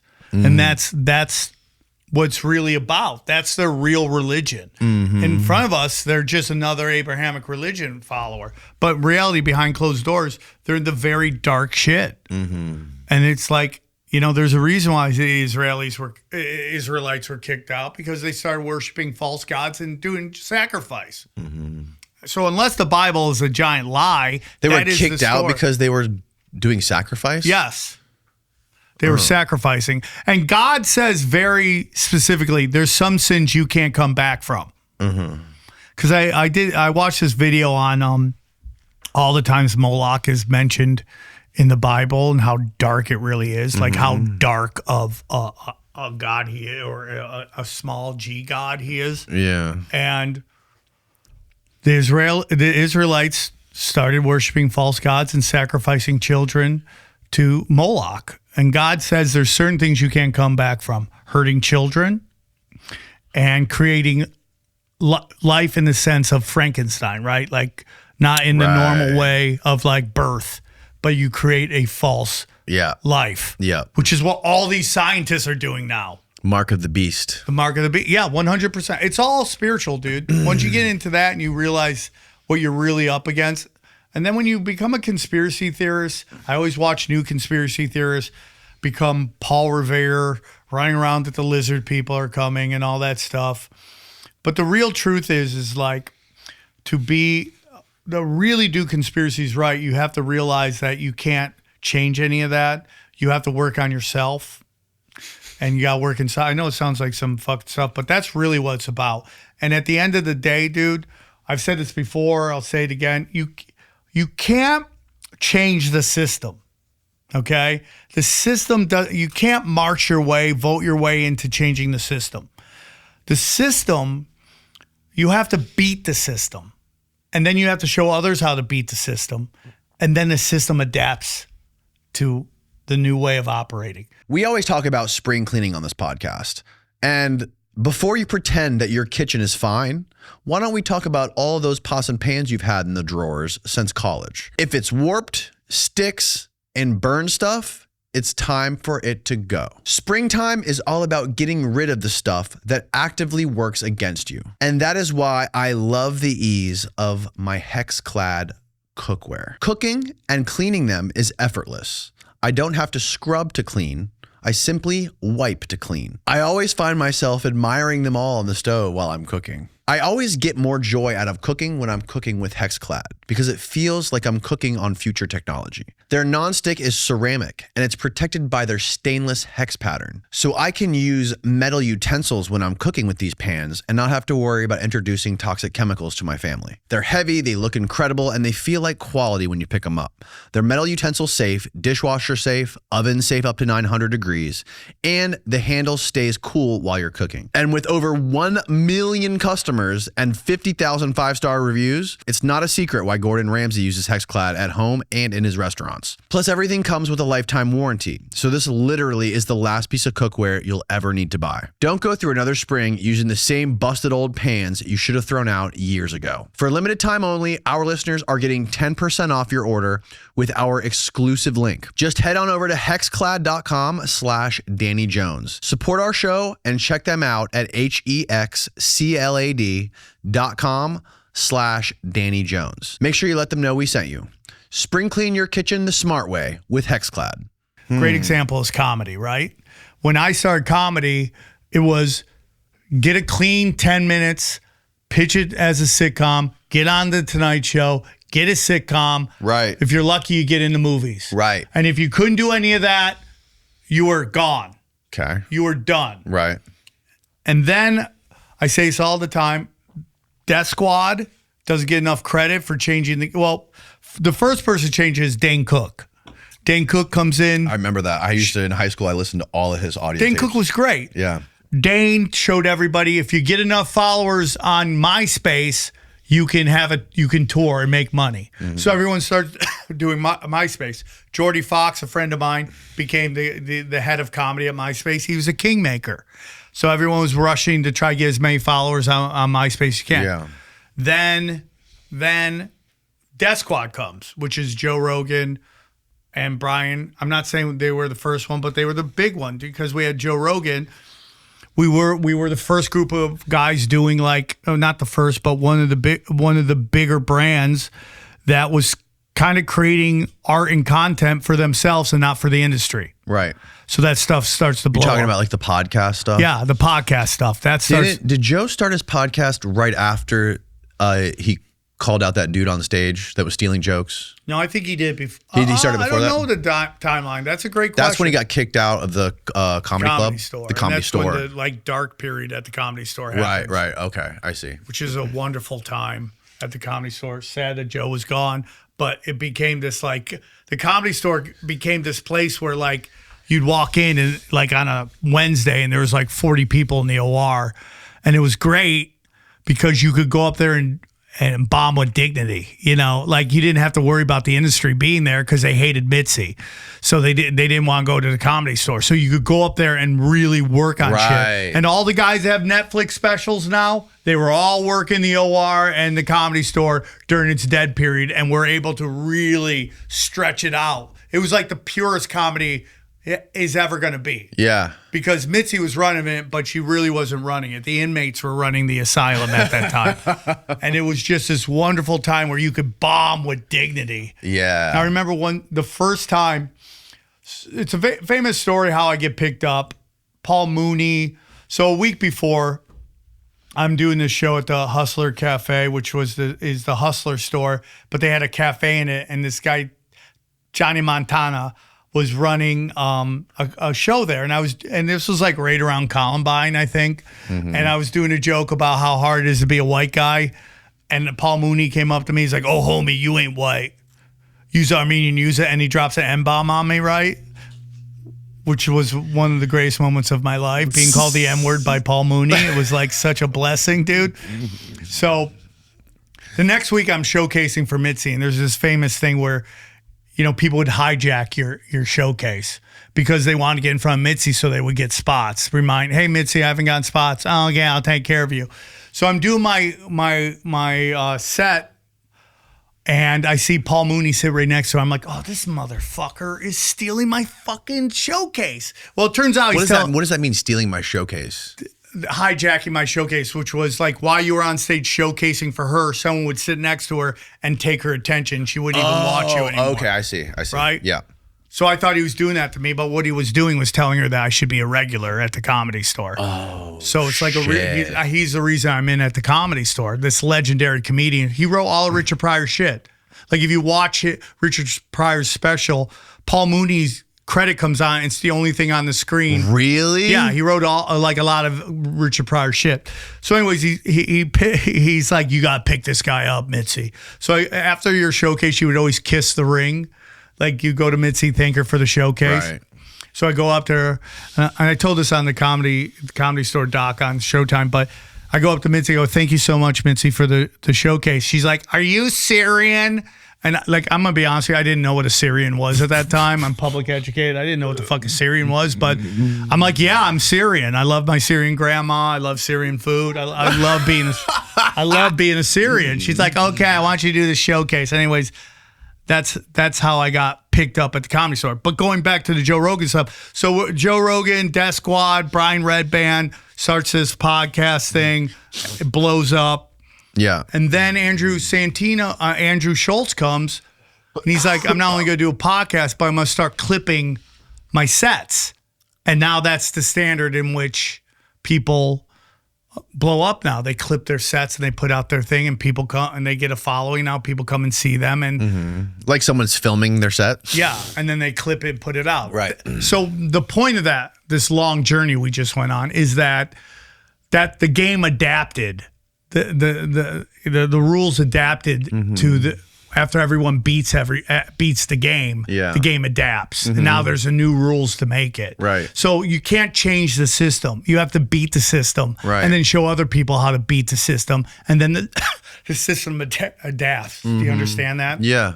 So this marching is a waste of fucking time. That's all I'm saying. Yeah. On that though, it's interesting though. Like the news, like the system it seems like it's changed. It's not that anymore. Now it's like the podcasts. Now are like I the think way the to go. next thing is live streaming. It's just Yeah. streamers. But I have this theory about comedian podcasters and specifically like Joe's podcast compared to other podcasts. It seems like a lot of like the New Age podcast is like people trying to reverse engineer the success of podcasts to make money. And you can correct me if I'm wrong because you probably know this as much as anybody because you've been around all these comedians for so long, is that I always thought that Joe's podcast for him and for you guys has been just like a warm up for your comedy. Like you guys, it feels to me like you guys did the podcasts originally just to like warm up for your comedy, which you guys held in way higher regard than or care. You dedicated, you put way more effort into the comedy, and the podcast was just sort of like a pregame warm up for that, or like a way to like work out Sell ideas tickets. and stuff like that. 100%. Okay. So I heard somebody say a long time ago that particularly white men got into podcasting so that they could sell tickets on the road. They could connect with a fan base because, you know, when I moved to LA in like 98 or 99, I don't know the exact year, that was kind of when we went through this kind of cycles of comedy. Like when I got there, it was nerd comedy. Then after that was female comedy. Now it's diversity comedy. Now I don't know. Now I think it's again getting into like content creating comedy. That's where a lot of it. Yeah, you'll still have woke stuff on Netflix and shit like that. But it was really about like I got rejected by the industry pretty hard. I have to find a way to connect with a crowd so that I could sell tickets on the road. And that's kind of what happened with me with Tinfoil Hat. I wish I sold more tickets, but I'm very blessed anyone even comes and sees me. But, you know, Tinfoil Hat, my main podcast, started after I had a fallout with a buddy of mine who we're really good friends now, but we had a fallout and I was kind of like, what should I do it about? And I was really into the Hillary Clinton kneecapping Bernie Sanders. So I'm like, I'm just going to do a podcast on it. And then it was meant to be a show where I just interview comedians about their favorite conspiracies. And then we started getting real guests on it. And then it became something else, which was like the news to people. Yeah. Especially during COVID, dude.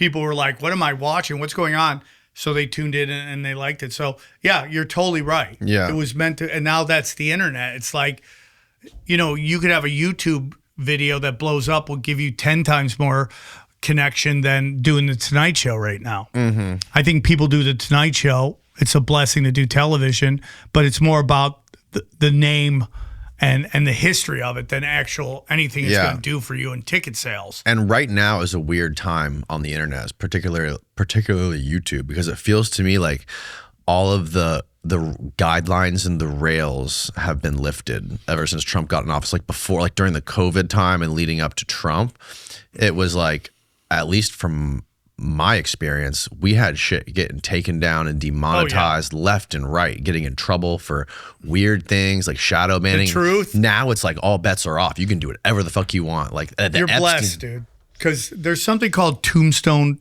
algorithms. Have you heard of this? No. I learned about this at World War Debate when we did our first one, but there were some people there that were telling me about tombstone algorithms, and it's basically that these platforms don't forget. Right? Like the early wave of conspiracies. So YouTube used conspiracies to build up their platform. Like everyone's going to check out Loose Change and all that stuff. And everyone was rushing to that, and it blew it up. And then at some point around 2015, and I tell people, like, a real watershed moment in our country was Hillary Clinton stealing the nomination from Bernie Sanders. Bernie's, you know, because it was the first time in which the elites were like, no, we're going to get the person we want in. We don't care what you think. Right. We're doing what we want. And people woke up to that. And they're like, this is kind of crazy. And it really did damage to the Democratic Party. Mm-hmm. And we can get into all the struggles they've had funding their campaigns, which is, you know, after that, you know, the Democrats had to go to the cartels in Mexico for money to fund their campaigns. And that's why all this shit is going on with this tax fraud. Minneapolis, Minnesota. That's why Kamala Harris picks Tim Walz, because he can get her the money, which is $1 billion, to fund her campaign for president, because they learned from Hillary Clinton that no one's going to believe you're winning when you're putting 45 people in a cafeteria and Trump's playing these giant stadiums. Right. So what they did with Kamala Harris is they got all this money and they paid for the arena. Yeah. And it was like a Grateful Dead show where they were just following her around doing all these arena shows. Right. That's where the $1 billion went to, her paying for these arena shows. Right? They weren't real. They did like geo-tracking. It was the same people over and over and over again. Mm-hmm. So basically what happens is YouTube, Twitter changed a little bit. Something's going on with it now. Like I can't see my live streams on there. I'm trying to find the posts of my live stream. I have a Cash Daddies podcast about finances and stuff. I couldn't find it in my timeline. I couldn't retweet it. I couldn't put it in my featured Since stuff. after Elon bought it? Yeah, this is this week. I was looking for it on Monday. It wasn't anywhere on the timeline. It showed that I was live streaming. Our numbers were super low compared to what we normally get on Twitter. Yeah. Couldn't find it anywhere. Couldn't find it retweets so people knew where it was, which is very weird. But like YouTube, Facebook, Instagram, they have something called tombstone algorithms, which is basically you're put in a system where they don't forget. They remember what you did. They go, you caused all this. And they really? Yeah. So all these new conspiracy shows are coming on YouTube, and they're getting huge numbers talking about the same things I'm talking about. And they're getting into the 300,000s. We were getting hundreds of thousands of views on Tinfoil Hat at first, and then boom, got smoked. And now we're getting like on our new page, we're getting 10,000 if we're lucky. And they won't let us. Didn't something happen to you where you lost your YouTube channel? I've lost 2 channels. I remember you talking about this back with Joe. Something happened where you got shut down, and you talked about it on his podcast. So the first time I lost a YouTube channel, I had a show called The Naughty Show, and because I was I'm still a dirty comic. I love dirty comedy. I'm not prude. I like dirty comedy. And we were doing sketches that were like dirty. Mm-hmm. And we were getting hundreds of thousands of views. And this was a long time ago. We were interviewing adult film stars, all this stuff. Dude, because I did a Vivid Video comedy tour and I was just crushing. I'm like, okay, this is my crowd. They like dirty comedy. They stopped doing it. I'm like, I got to keep this crowd. So I'm going to start my own show called The Naughty Show. And this is kind of a great example of how much the industry hates me. So Comedy Central back in the day did something called Pitch Pilot, where they gave you $5,000 and you showed them the show you would like to do. So we do this big show. My girlfriends did like Michael Jackson videos, did that famous Russian concert in like 30 years ago in Russia. She did I'm in a Britney Spears video. I'm in a Michael Jackson video. She was doing all these high budget stuff and she helped me create this live show. So we do the live show. It's the first time they've sold out this theater, which is weird because it's only 100 seats, but they're like, we've never sold out these. All these people that are huge now, they were unknowns then. They were all in the crowd. We do the show. It blows up. Week later, my manager calls Comedy Central. They're like, what'd you think? They go, we love the show. We hate Sam Tripoli. Yeah. And that is the story of me in Hollywood, right? Oh, my God. They love my ideas. They just hate me. So they try to do my ideas without me. So I basically was excommunicated. What was the purpose I told you this? Oh, so I started doing the Naughty Show by myself. We started posting these videos and they were getting hundreds of thousands of views. And then boom, they're like gone. Yeah. And we were like, the stuff now that everybody sees where they're interviewing adult film stars, we were doing that way back in the day. Obviously, Howard Stern started that and Opie and Anthony were doing that as well. But like we were doing that in a podcast form, taken away. So then I start, tinfoil hat, and we're posting videos. We're getting people like Alex Jones coming on before he got excommunicated, having all these, and we're getting hundreds of thousands of views. Boom, takes it down. Joe Rogan, Andrew Schultz both call me, and they're like, what the fuck's going on? I'm like, they just took my channel. Both of them, cheese. They called up YouTube and they gave it back to me, but they never forgot. They never forgot. And if I go everywhere. You're still on the naughty list. I'm still on the naughty list, dude. And then I see guys doing what I'm doing, getting tons of views, and I'm happy for them. But it's like, let daddy play. Mm-hmm. And they just won't do it because they haven't forgotten me. They're like, you fucked us earlier, dude. I thought I remembered you saying something about some like sketchy family or something. Oh, yeah. I'm not going to say the name. You can't talk about it. No, I don't want to say the name. Okay. Well, what was the context it will of get it? you in trouble. Really? I'm not lying to you, dude. I'm not lying to you, dude. Let's make up a fake name for this family. Poopy Pants family. The Poopy Pants family. Okay. Yeah. Who's the Poopy Pants family? They're old French nobility. Okay. And there's a belief that they basically control the CFR, and the CFR is basically a trust for all of their businesses, and it's basically them running their businesses. And so I had this girl named Mel K come on. She knew all about the family, and we talked about the family. This is not the name of the family, right? I just said it. Shut up, dude. You got to beat that. I'm telling edit you, that out. beat that. Edit it out. Okay. Make sure you make a note at timestamp for that. Yeah, you got to beep that. I'm not even kidding to you, dude. I'll make sure we don't put that in there. Yeah, just beep it. So she comes on, she talks about the Poopy Pants family, right? Yeah. Hand to God. We dropped the video. We dropped the episode. And within a week, Apple, Google, Facebook, and Twitter all pound me, dude. Like, Facebook says I've been blocked out of my stuff. Apple Podcasts, when you go to Apple Podcasts, you can see how many views you're getting, like how many listens. Yeah. It said for like a chunk, like 2 months, no listens, dude. No, it would be like graph, nothing. Graph. Just excommunicated me, dude. Oh my God. So then one of them puts out a video going, you want to talk about my family? You'll see what happens. Who puts out a video? One of them. They really? Yeah. Publicly? Puts out a video and people are sending it to me like, dude, they saw your shit. You talk about my family, you're going to find out. Mel K comes back out. We just mentioned it one time. Boom. They just mess with me again. Oh my God. So then Ian Carroll starts talking about it and I go, Ian, they're going to come after you, dude. Hand to God, like 2 weeks later, he's like, dude, what is up with my numbers on my TikTok? I'm getting completely effed on my stuff.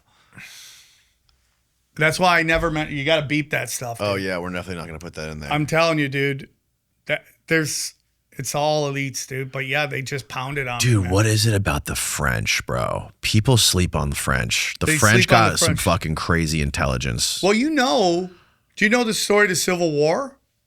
Roughly? Do you know about Russia's role in it? No. Okay, dude. So Alexander II, who's one of the most interesting guys in history, Yeah. kicks out the Rothschilds, right? Yeah. So the Civil War is about to happen. The Civil War isn't about slavery. That was a byproduct of it. It's really about the Federal Reserve. I actually at home own a greenback, which is the money that Lincoln issued that was a gold standard and wasn't part of the fractional reserve banking system. Okay. So the Rothschilds, okay, recognize the South. And they're basically like, if you give us a Federal Reserve, we'll let you have slaves. They actually recognize the leader of the South as the president. Okay? Okay. What was his name? Leader of the South? Will you look it up? Who the Rothschilds represented? I'm bad with names. Yeah. So look that up. So anyways, we're having this Civil War. Mm-hmm. The French are in Mexico. Right. The British The French own are colonies. in Canada. Okay? They're ready to come in on the side of the South against the North. They're ready to come in because they want to take over territories. Mm-hmm. Alexander II hears about this and sends warships to our coast. And he tells the British and the French that if you come in on this war, we're coming in on the side of the North. And you can actually find Civil War soldiers with Russian soldiers. Who was Alexander II with? He was the Tsar of Russia. Tsar of Russia. And he was basically killed by the Bolshevik family brutally. His family was brutally killed. Or his kids were, like the grandchildren, yeah. The craziest. So it was Russia versus France. It was, and England. And British. Yeah. The Revolutionary War was most likely a psyop. The Boston Tea Party was most likely a false flag event to kick off the Revolutionary War because the Bank of England wanted to pull the territories from the monarchy. That's fucking crazy. Who was the guy? Jefferson Davis? Was he the, Yeah. was the president of the Confederacy? Yeah, and they recognized him. So The Rothschilds did. yeah. This is something I told Rogan and his mind was blown. Do you know they had flying ships in the Civil War? No. Yeah. That went like 300, 400 miles an hour. Who claimed that? Well, if you look at it, if you look up, yeah, I got to remember the exact wording of it. But if you look up tinfoil hat, Civil War flying ships, yeah, they had flying ships way back in the day. Like they could go. Oh, No, yes. I'm not talking even that, dude. That makes it look like we have blimps. But it's like even more than that. You just gotta look it up. Tinfoil hat. Yeah, this goes Civil back. War. Is this like the Collins Elite stuff? Yeah, if you go down real quick. Advanced 200 miles per hour, just flying ships. Yep. Yep. Joseph P. Farrell talked about it. Yeah. So they had that technology a long time ago, dude. So just imagine what they have now. Right. And the Germans The created Tic that. Tacs. You know that Nazis? Lincoln was taking German money. Lincoln? Yeah, was taking German money to fund the war. The Germans were coming on the side of basically, yeah. And there's some prophecy with Germany too. And why Dude, the occult stuff and like all the Nazis that were involved in like the Manhattan Project. But why is Germany getting so annihilated culturally right now? Because according to prophecy, that the Germans there's going to be a war at some point between the lost tribes and the pagans. That's the prediction. The lost tribe, the pagans will be led by what is now known as Germany. So, which Who are the lost tribes? Right now, the lost tribes are basically the UK, Britain, Israel, and the United States. Okay. And it doesn't end well for us. But the pagans will be led by what is now known as Germany, which to me is why they've annihilated Germany so badly, why they destroyed them in 2 wars, and why culturally they're just fucking lost right now. So they can't organize and come together. Right. Yeah, and that it sounds weird, but I have a good friend of mine who's been telling me this he's been predicting shit based off the Bible for years. He predicted the EU way before the EU, predicted 9/11 before 9/11. Like he's predicted all this stuff based on the Bible. Whoa. Yeah. I talked about it on Rogan, but Dude, there is some wild shit in the Bible. it's some wild like I recently started like actually sitting down and reading shit in the Bible. I want to. I just don't have the And attention span. It is like, it's good because you can read it in chunks. There's like an online version of it where you can like you can skip forward to things you think are interesting, you know, and just kind of like pick it apart that way instead of doing it linearly. Yeah. And bro, it is fucking just like the idea that there was a dude 2,000 years ago sitting somewhere writing this stuff. That in itself is crazy. It's like so either crazy. this dude was on tripping his balls off when he was writing this stuff, or like you're saying people are appearing out of nowhere and saying this prophetic stuff. It's like, it's trippy shit, dude. Yeah. I believe all that stuff. I mean, And it seems like, dude, there's so many weird stories. Like the book of Jude, the letter to Jude or whatever. And like wild, the beginning of the Bible is nuts. Like, you know, there's sexual sin, but they were doing weird shit back then. I'm like, Yeah. you know, it's like super interesting, man. It's super interesting. I find it to be, you know, for me, I'm not in organized religion. It's either Jesus or get out. That's my opinion. I think all these Abrahamic religions have been corrupted. I mean, Islam goes around a black cube. I mean, that's fucking weird, dude. That's weird. And then Epstein got part of the cloth from the black cube. Weird, He dude. did? Yeah, that was in the emails. They sent him part of it. Oh my God. Right? And it's just like, it's all, that's why they've all manipulated these religions. And, you know, for me, it's like there's the teachings of, I think Jesus was a cheat code sent down by God to teach us about how to thrive in this energy field that we live in. You know? And that you look at the commandments, right? And people get really weird on them because they have religious, obviously, overtones. Yeah.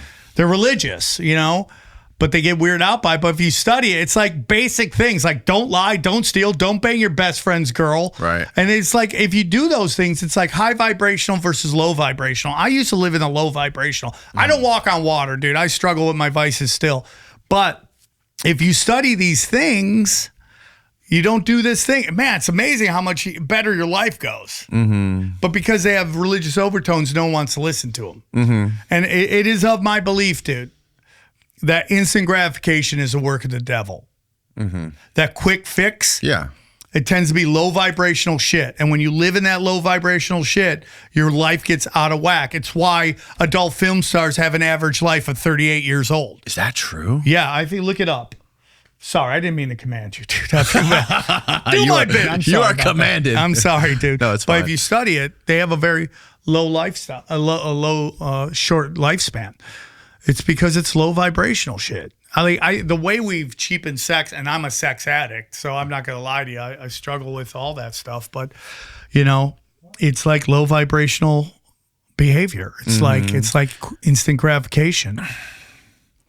Yeah, it didn't seem like the people in the Bible days were really into material science. It seemed like they were into some other kind of like woo-woo, spiritual, crazy stuff. Yeah. And like even like with the Epstein stuff, he was super obsessed with like this paranormal, parapsychological stuff. Like I even had this guy on the podcast the other day, this dude, Dean Radin, he was part of the Stargate program. And I was like, the day before he came on the podcast, I was doing some research and it came out, this dude's in the Epstein files. I'm like, what? So I'm looking up, I'm like, wait. I'm looking up. And to his credit, he never met him in person. He did a Skype call with him. Epstein was like hitting him up because he wanted this guy to tell him stories. I asked him about it on the podcast. He goes, yeah, he goes, I knew Epstein was funding a lot of the smartest people I know in science to do stuff, and I'm always looking for funding. So of course I'm going to take a call with this guy. And 20-minute Skype call, and he's like, when I got on the call with him, he just asked me to tell him stories about spoon bending for 20 minutes.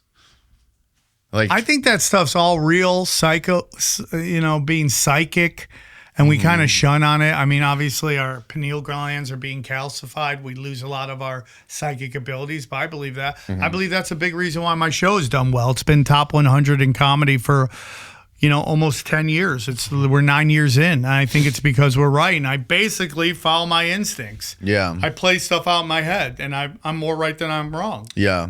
It's like I called the Q shit. I go, it could be a bunch of things. One of them is the elite's telling us everything they're doing because they're going to reset everything. They're going to destroy everything and usher in a new way of living. And sure as shit, COVID came and it's changed the way we interact with each other, So, I mean, I believe in psychic abilities. I believe in cryptids. I believe in all that stuff. I believe in all that kind of alternative stuff.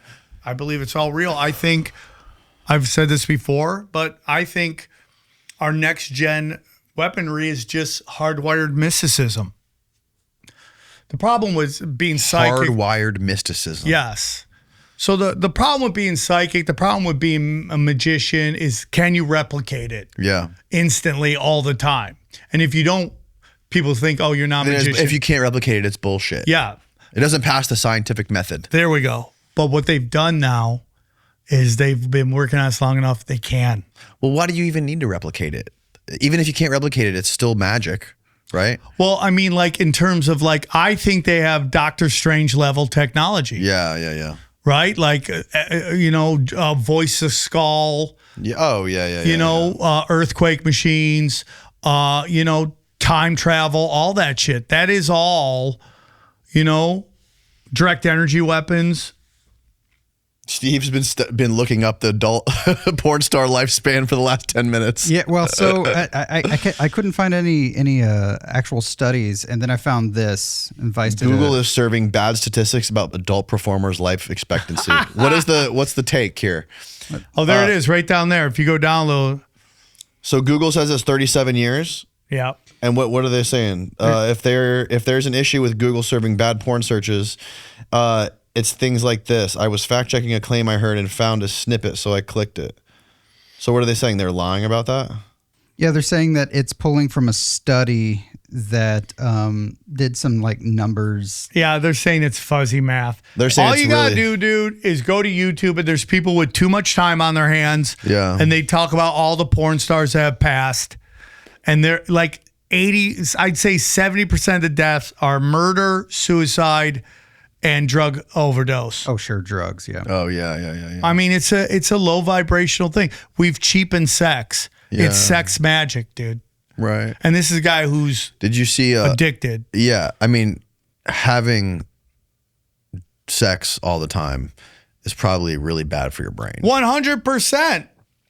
You're draining all the fucking dopamine and serotonin out constantly. But we're living in a time where it's more accessible than ever. It's not meant to be like this. I just hate watch on Instagram these super hot chicks with giant jugs doing the worst content ever. And I'm just like, oh, that's such bad content, but I can't stop looking at it because my monkey DNA is supposed to look at that.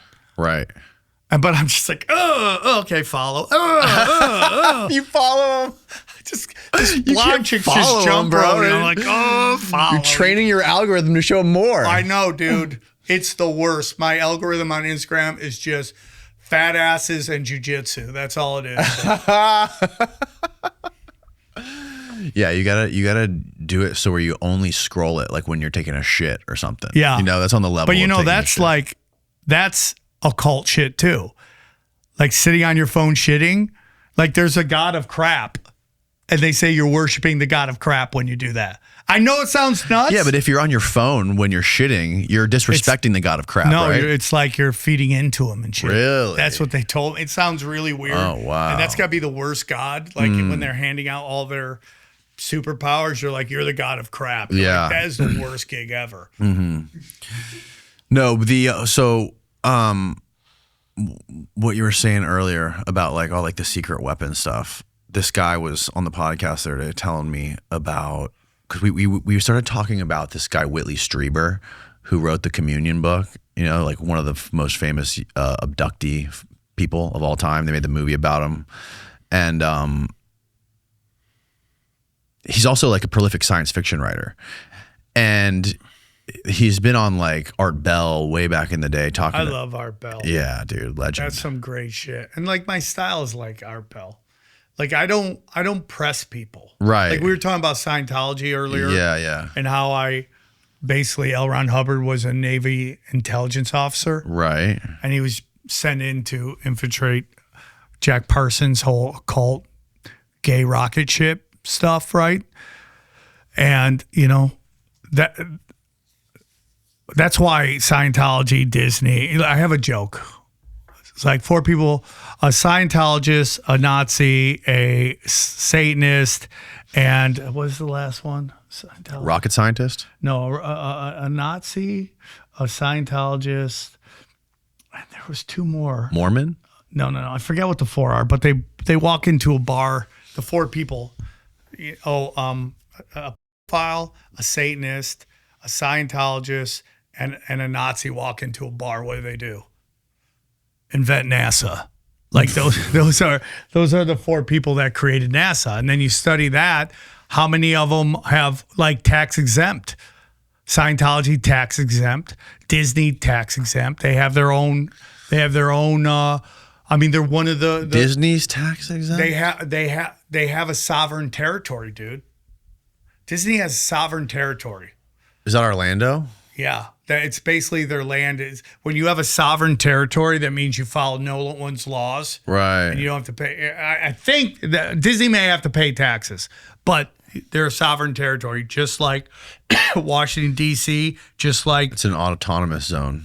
just like the City of London, not London, the City of London inside London. Like the Vatican. The Vatican is one of them, and then I just found out that the Bank of International Settlements is another one, meaning it's not part of Switzerland. It's its own territory. Really? Yeah, which means it follows no laws. Like if King Charles wants to go into the City of London, he has to ask for permission. What's this? So Disney operates under the Reedy Creek Improvement District. That's what they call it. Oh yeah, special tax district. Yeah, I mean, and they all help to create NASA. NASA is the Hebrew word nasha for to deceive. You know, and that's who created. Is that really the Hebrew word NASA means to deceive? No, there's another letter in the nasha, but that was it. I mean, the Nazi that created what was his von Braun? Yeah. Like on his tombstone, he talks about the firmament. If you look on his tombstone, he has something from the Bible. I forget what it is, but it basically refers to the firmament. Wherever we live, it's What does he special. mean by that? What's That we never went to. We're not going past this firmament. It's a thing that separates the waters from above from the waters below. It's a hard shell, and they actually threw nuclear bomb. If you believe in nuclear bombs, that's it. Von Braun's modest grave marker refers to one of his favorite biblical passages. The heavens declare the glory of God, and the firmament showeth his handiwork. Interesting. Yeah. I mean, you could interpret that many different ways. Right? Like how? The firmament it's kind of a vague. Well, it's referring to the firmament, which is It does say firmament, yeah. that is this kind of hard shell. The firmaments showeth his Can you handiwork. look up where they tried to blow up the firmament? Is it starfish or whatever? It's super interesting. Where they detonated nukes in space? Yeah. It's very interesting to me too, because I've been talking a lot about this, about how Starfish Prime, I think it was called. the Nazis, There it is. Germany lost the war, not the Nazis. Yeah, because Fishbowl. Operation Fishbowl. Oh, fishbowl. Yeah. So I've been saying this for a while, that Germany lost World War II, not the Nazis. The Nazis did exactly what they were meant to do, which was destroy Germany from within. And that everyone loses their mind when I say that, but I really do believe that. And that's why they came over here and didn't change their name. They just crip walked over here. Yeah. They weren't brought over. They came over and took over. Took over the OSS, turned into the CIA, took over NASA. None of them changed their names. If you're in the witness protection program Right. and you're a wanted criminal, Right. you would change your name. Mm-hmm. You wouldn't keep the exact same name that you were known as being a nasty Nazi. Right. It's dude, back when 60 Minutes used to do good work, they interviewed this Boston lawyer who studied, why were there so many Nazis here? Yeah. And he pressed, and the CIA was like, you can read these documents, you can't write anything down. You can only read them. And he studied that. I think it was President Nixon, one other president, and a Rockefeller were in charge of bringing all the Nazis over. And none of them changed their names. Right. They all became the heads of the UN, heads of this, heads of that, because they fulfilled their job. They were the whole thing about destroying Germany from within. Yeah, but we only got, what did we get? Half of the Nazis, and Russia got the other half? Yeah. Soviet Union. And then Hitler dies peacefully in Argentina. Where's Argentina? Right next to Antarctica.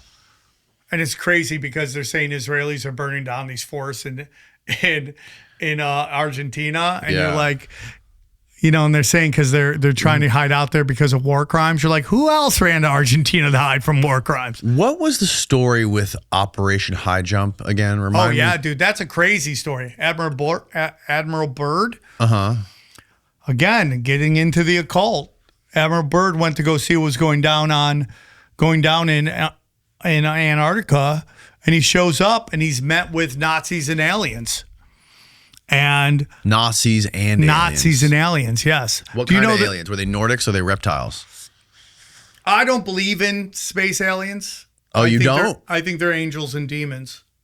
Interesting. My favorite part of the whole UFO Angels and demons from where? angels and demons, God, like angels from God, demons casted out from heaven. From heaven. Yes. Okay. Fallen angel stuff, low-level demons. That's what they are. And it's very interesting because the part of Antarctica that these Nazis and demons were in were New Schwabenland, which is the guy who basically ran the World Economic Forum forever, his father. Mm-hmm. So basically, the Admiral Byrd is met by Nazi and aliens, according to him. They annihilate most of them. And they're like, dude, we could either do this or you could just take us to the president. And there was a meeting at the White House in which they made a deal. The aliens? The Nazis and the aliens made a deal with the White House that... Who was the president then? Eisenhower, I believe. Eisenhower, maybe. Okay. And they were basically like, if we'll give you, we can annihilate you, or we'll give you technology. And basically, they made a deal where the UFOs or whatever could basically kidnap Americans and do scientific tests on them.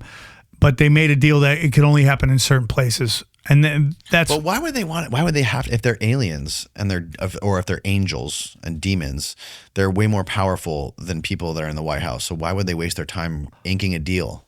Because in case, the only reason you do a deal is in case one of the person doesn't follow through on their side, then you go to court. You could do it the hard way or the easy way. And if we do it the easy way, then we'll give you technology and you give us what we want, which is test subjects. Okay. So the whole thing is, have you ever heard of the missing 411? The comments are going to be like, this guy's is Bigfoot, insane. Right? Bigfoot I can't shit. wait. What? This is the Bigfoot stuff, right? The missing 411 guy? The missing 411 is that people go missing in our national force. And they believe that is a connection to Operation Highjump, in which Eisenhower made a deal that you can take people, but they have to be out of this certain area. You can't be just jacking everybody everywhere. So they take, and now it's very... So only people that are in the woods. Yes, the national forest. Mm-hmm. And it's very interesting because a lot of the characteristics of the people they take, they're like German descent, super smart. Like, it's very interesting, dude, which again kind of connects to Operation Highjump. Is it connected to like the modern, or not modern, the alien abductions that were happening in like the 80s and 90s? Yeah, I think so. With like Strieber and all that Travis stuff. Walton and all those guys? Yeah, all that stuff. That's what I believe. And there could be angels, demons, and aliens. The part of me thinks that we're such a unique place that everyone just comes here and just bang. Like Vegas of the universe. It's almost like Tijuana of the universe, where they come and they just get weird with us and then go back to their wives. Yeah. I think it's probably time travelers. That's definitely possible. I think that's too. a huge part Trump of it. talked about it. They have the ability to time travel. Because Project looking glass and stuff like that. Oh yeah, I heard that on the Y-Files, the looking glass thing. The time traveler thing to me makes a lot of sense when you're talking about like the Greys, because they're like bipedal hominids, right? If you're going to evolve on another planet with like different atmosphere, different gravity, and different, if it was a water world, you wouldn't evolve to be like a upright walking bipedal hominid like we evolved to be on Earth. You think they would look a lot different? Yeah, they're Japanese Greys. Japanese Greys. Yeah, that's what they look like to me. Japanese Greys. But they think those are just like, the ones we see are kind of just like clones. Yeah, Not the real ones. Right. That they're just kind of like droids or something. Droids that they send out. Mm-hmm. But they, for some reason, like to get in butts, and it's very weird because they like redneck ass, right? I mean, that's all they're taking. Have you heard of Michael Do Masters? black people get abducted? Yeah, Betty and Barney Hill. Damn, one? Yeah. That's it? But just rednecks in cornfields. That's all they're grabbing. Yeah. Have you heard of Michael Masters before? I have heard that name, yes. He's the anthropologist who studies the alien abduction stuff. So he got into anthropology because he was so interested, because he saw the cover of Whitley Strieber's book when he was a kid, and he got fascinated with aliens. And he had like a UFO experience also when he was a kid, and that got him into anthropology. And he has this elaborate theory, which he wrote a book about, called the extraterrestrial model, where he studied, I think, all of the documented abduction accounts, like from John Mack and all those other people, and like read all the firsthand accounts of like the hypnotic regressions, what they explained exactly. And he tried to corroborate all the people, everything they saw, everything that was communicated or whatever. And I think it was like 90% of them, when they asked the beings who they were and where they were from, they said they were them from the future. Oh, really? And 10% of them said like Zeta Reticuli or pointed to a star on a map or whatever. But he said the majority of them said they were them from the future. And his theory is that if there was some sort of catastrophic nuclear war on Earth in the future that wiped out a vast majority of humanity, there would have to be like inbreeding and stuff like that. So they went back in time to take from the gene pool of the past to repopulate and homogenize their species in the future. And that's why you have in all these abduction cases, sperm and eggs being taken from the abductees. I'm in, dude. Why not? Why not? I can get down with that theory. I'm totally down with that theory. I mean, that's the famous Art Bell call. The guy says he's from the future. Oh, yeah. And he's here to... Tell me more. Because dude, you're great with names. You remind me of Rogan and Tim Dillon. I can't remember anyone's name. You remember everybody's name. It's like I have a weird computer for a brain. But, it's like he said he's here because everything went digital and they lost all the information. And then they found, the guy said he was this, and they found the kid in Florida, I think it was, that would actually be the kid. So we'll see. I don't believe in nuclear weapons. You don't believe in them? You think they're fake? Well, I believe that it was a psyop on what they said happened in World War II. They obviously have big bombs go boom, but I don't believe in what we were sold on. Those, you've seen Rogan, the guy on Rogan talked about it. Those are and all those videos of them blowing stuff up. That was all models. You watch it now, you're like, it does look like models. Those houses. Models. It's totally models. They dropped a nuke on Hiroshima. Okay. Then everyone moved right back in. It's supposed to be radioactive forever. Chernobyl. Isn't it crazy how Japan is like one of the most thriving societies right now? Like you could I had a friend who was just there. Technology-wise, but nobody's boning. Nobody wants to bang Asian chicks. I don't fucking get it, dude. Really? Yeah, they have a really bad squid porn But like problem. they have no crime. It's clean. You could eat a sandwich off the fucking floor of the subway there. Yeah. And like you could send your 4-year-old. You're not supposed to eat in public. Oh, you're not? Yeah. Have you been to Japan? I've been there a couple times. I've never been. I want to go. It's beautiful. And it's advanced. I think it's crazy how all the stories I hear about it are so great, and that's the country we dropped the bombs on, and like we are going in the opposite direction. I mean, and that whole thing about Pearl Harbor was a giant psyop too. Like Right. we forced them to attack us because Right. As a pretext? Americans didn't want to get into World War II. Right. So they had to create something. A pretext to invade. Yes. Like and so 9/11. they cut off all the oil to Japan. They had to do something. And so that got us into World War II. And then the whole thing about Americans winning the war is total bullshit. We actually went around. It was like, there's a lot going on with that. Russia actually won the war. They lost 20 million people in it. They lost the most people. Yeah. Yeah, they were fighting the hardest fight. So history's a lie, dude. It's all a lie to manufacture superheroes. To manufacture superheroes. Yeah, they have us believe that our leaders are these great guys. It's like some of my friends, I'm not going to say their name, they believe in good guy, bad guy. Good guy, bad guy. We're good guys, they're bad guys. Even though the people are on the same level over there, they're evil, we're good. And that's why people have this cognitive dissonance with these Epstein leaks, because they can't come to grips with their guys are bad guys too. Mm-hmm. Like I'm watching NBA All-Star game and they're all dapping up Obama. And you're like, that guy is illegally assassinated a foreign leader, causing a destabilization of failed state in Libya and open-air slave trades. Mm-hmm. Like imagine the NBA dapping up somebody who's caused slave trades. I mean, their whole thing is BLM and slavery and all that stuff and recognizing all that. And then they're dapping up the guy who caused it, the guy who created ISIS. Yeah. Well, he's playing them. Like they don't have the time to fucking listen to a tinfoil hat podcast. Yeah, they you know should. What I mean? They don't. They're too busy. They're too busy fucking working out and playing basketball all the time, trying to fucking do their thing. And they're easy to take advantage of, ideologically, of the people that run the show. Yeah, I mean, it's like It's just like the thing about people complaining about the halftime show.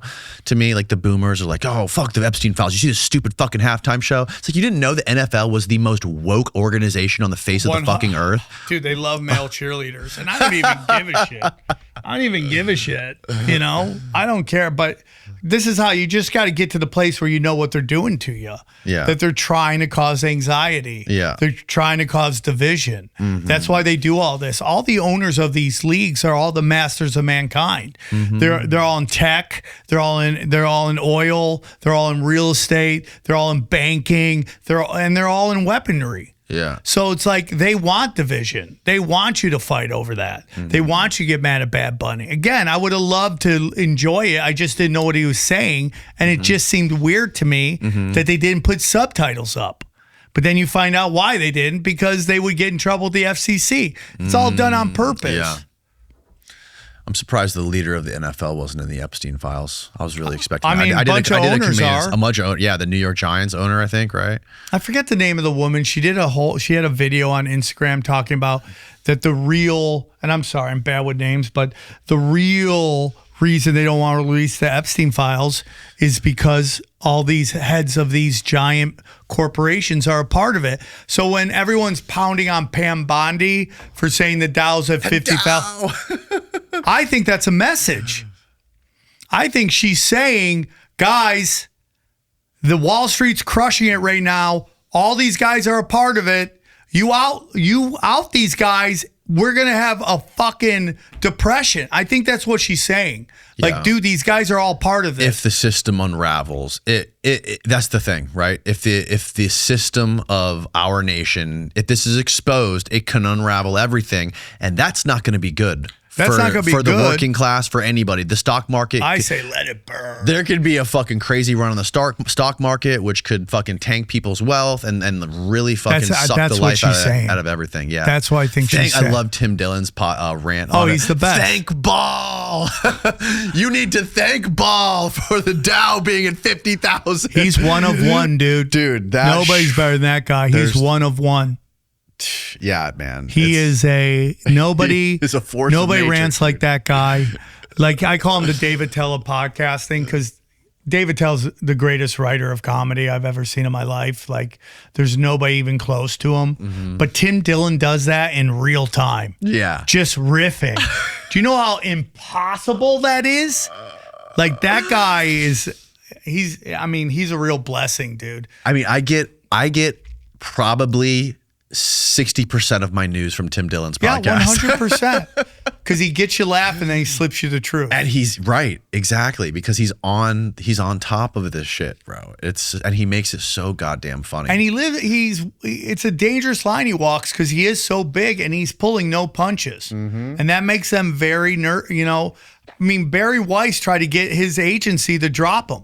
Really? Yeah. He talked about it. She this was a called long up time his ago? agent. Or is this recent? Be like, you got to drop this dude. And of course they didn't because he's a cash And then he register. comes out and he dresses up as Barry Weiss on the intro of his podcast. And then he interviews the Tell me more about the Mossad. I don't know anything about the Mossad. So I was listening to this one show. I'm not going to say their name because I have a friend on it and I actually like them. But they were talking about how CNN and these cable news will probably be gone in 7 years. That they're hemorrhaging viewers so badly that it's not going to be worth running it. And, and then they tried to pivot to why CBS is laying off all these people. And they said it was a business move. And I found that not true. CBS has lost 23% of their viewers in key demographics. The reason they're laying off people is because the money's not coming in like it used to be. Right.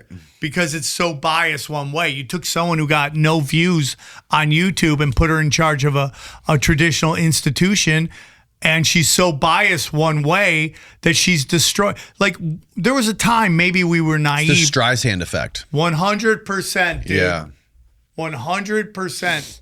The more you tell people not to look at it, the more they look at it, dude. Yeah. And I don't feel bad for them because, I was listening to sports radio because I'm old, and they had IDF commercials. It's like midnight on the West Coast, and like I'm listening to sports talk. It was Fox Sports Radio, and I'm listening to it, and they're like, the IDF is begging for money. They're like, support these troops. They're trying to save Israel. Like, I tweeted them. I go, you keep running these IDF things, I'm not going to listen to you. I have Sirius Radio. I'll just turn and listen to old sports talk. I'm not going to listen to you letting people who have committed war crimes beg for money. Did you see the influencers that they had in Gaza? The TikTok influencers talking about Gaza. They say they're holding back food and supplies from the Gazans. Those lying motherfuckers. Look at all this food we got here. He's like, I wouldn't give those Gazans a goddamn cracker if I had to. Yeah, it's like crazy to me. And then you got Lauren Chen, who gets completely kneecapped off of some Russian Tonight stuff. And they're like trying to act like this is what about all these people taking Israeli money? Like, why is that? Why is Russia, and she's been absolved. I'm a big fan of Lauren Chen. Why is taking Russia money worse than taking Israeli money? Right. Why? What is that? Why is Qatar money or Saudi Arabia money? All these guys going off to Saudi Arabia. And like, they're my friends. Get the bag. I don't give a shit. Unless you think Saudi Arabia was behind 9/11. Then it's a weird thing. It's a cuck thing. If you think that, I have no problems with you getting the bag. Get the bag. I don't give a shit. Right. Get the bag, man. I wouldn't go there because my comedy wouldn't work there. I'm too dirty. Right. But if I went to somewhere that get the bag, get the bag. I don't give a shit unless you think they're behind the attacks. Then there's some like with Pete Davidson. I'm like, well, what are you doing, dude? That's a weird thing to do. Your dad lost, and you're going over there. Oh my god. But I don't. dude. I think Saudi Arabia, if any, is minimal. That was just a BS lie. That's the thing about the whole thing about all of the attention being on Israel too, is I want to know what China's up to now, because no one's talking about China right now. My whole thing is like, don't trust any of them. No, fuck no. The notion that we can't talk about Israel when Israel is complicit in a lot of stuff is weird. But if they ignore China or Russia, I don't trust any of these guys. No. As far as, there's not a politician outside of Ron Paul that I trust. Right. Even though I like everything Thomas Massey's saying, he was a Freemason as a teenager. Was he really? Yeah, he was in a Freemason group as a kid. What? Yeah, I don't trust anything these guys say. Oh my god. So it's like, I'd rather be pleasantly surprised than sadly disappointed. That's a good take. Prove me wrong. And if I do, dude, I love being wrong. I love, I get something wrong, I tell everybody. I learned that in recovery. Yeah. Make your amends, dude. If I'm wrong, no one bats 1,000, dude. I'm batting 950. Right. But nobody bats 1,000. Right. So I get things wrong. It's usually little details, but I'll own it. But I don't trust any of these people as far as I can kick them, dude. Is it true Alex Jones predicted 9/11? No. Bill Cooper did. I thought Alex Jones did. Bill Cooper. Now I love Alex Jones. I'm a big Alex Jones fan. He's a friend of mine. I love him. But it was Bill Cooper. And then they killed him. Remind me who Bill Cooper Bill was? Cooper is like the OG conspiracy theorist. Oh. Like he's the guy who was like Navy intelligence and he was talking about aliens and then he came to a realization that they were feeding him it. They wanted him to see it. They wanted him to go talk about it to everybody that there's aliens. Because what aliens do. Kind of like, okay, yeah. I know what you're saying. Because what aliens do, dude, is it makes us powerless, right? If there's aliens coming, they're so incredibly powerful, we got to submit and then we got to become a one world order. Yeah. You know, if you study Bill Cooper is a G, dude. Pull up a history on him. And he worked for Navy intelligence? He did. Conspiracy theorist Bill Cooper made predictions regarding the potential attack on the United States and the individual who would be blamed for it. On June 18th or 28th, 2001, he stated that a major attack would occur and that bin Laden would be implicated. Whoa. A couple months and before. then they killed Fucking him. specific. How did he die? They ambushed him in his driveway. Who? The FBI. He came up and talked to him. They shot him from the back. Whoa. It's a dangerous game because then there wasn't the flood of conspiracies everywhere. You know, conspiracy theorists are all like they have a fantasy that they're so dangerous that the government's going to come after. And some of them they do, you know, but it's really what information are you getting out? What you said in the beginning was spot on. You said you don't think things are getting worse. You just think it's becoming more exposed because of the internet. Yeah, because like imagine if we would have had TikTok and Instagram in 62 or 63, right? When all that shit was going on. Like that, I mean, the president getting fucking his head smoked in broad daylight on TV. 100%. Which almost happened, but I mean, mean, that's real. If it's real. Bro, you haven't seen the video of the some White House intern or something moving the press to the side to get a better shot as the flag comes in this fucking is lowered down so they the photographer? Yeah. He's moving people. Dude, some guy got shot. You're moving people over. You're not like running for your life or dropping. Come on, dude. Like, here's what I've learned about these high impact events, right? We're talking JFK, 9/11. There's so many layers to it so that guy, whatever event they want to happen, happens. They don't get out. Right. So there's layers upon layers. And that's why everyone in the 9/11, JFK conspiracy community, they're all fighting with each other. Yeah. Because they think they have the one. And I'm like, it's all of it. Right. It's all of it. It's a little bit of all of it. You know? I mean, if you look at 9/11, dancing Israelis, explosions in the building. In the basement, yeah. Were those actually planes or were they holograms? Missiles? I know you're going to think I'm crazy, dude, but direct energy weapons, like how does this building just dustify? Just dustify. That is crazy. And there's also the Operation Northwoods where the exposed CIA documents where they wanted to fly jetliners and blow them up over Cuba as a pretext. I mean, dude, if you study Operation... They had the roadmap to 9/11 before 9/11. Study Operation Northwoods and tell me that's not point for point the Challenger explosion. Every single point of that is exactly what the Challenger explosion was. Okay? So wait, how is the Challenger explosion? Okay. So you cited okay, so what is Operation Northwood? All right. One of them is to pull Cuba into the war. They're going to create a fake musical concert and they're going to have these college students go play there. We're going to parade them around in the media, make it a big event. Everyone watches them go, get on the plane. The plane goes. They're going to lower the plane and they're going to put another plane up and blow up the plane and blame it on On Cuba, okay? Study the Challenger explosion. Oh, we got a teacher on this flight. It's the first time a teacher's going to space. Everyone's doing the media tour. Everyone's doing the media tour. Then the big day comes, all their families there. They're watching it. Everyone's cheering. Plane goes up, explodes. You're like, Sam, well, how did the astronauts get out? It's called the padded room. There's literally water.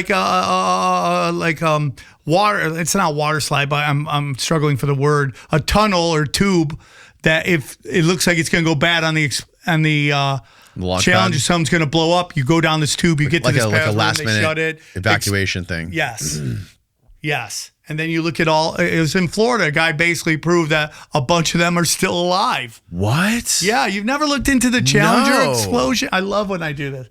Look up the Challenger astronauts still alive. This is why I got you here, bro. You're my tour guide today. Yeah. I had a shirt I wanted to give you. I got to drop it off. Maybe if there's a way I can give it to you. It says, I get my news from Sam Tripoli. Oh, I love it, dude. Yeah, just send me one or tell me where to get it. Yeah, I'll tell you where I could drop it off somewhere. But So there's a guy, an investigator in Florida who's looking at this? He was the guy that got fluoride out of he was on my show. I'm bad with names. But basically, yeah. So if you get into he talks about fluoride too.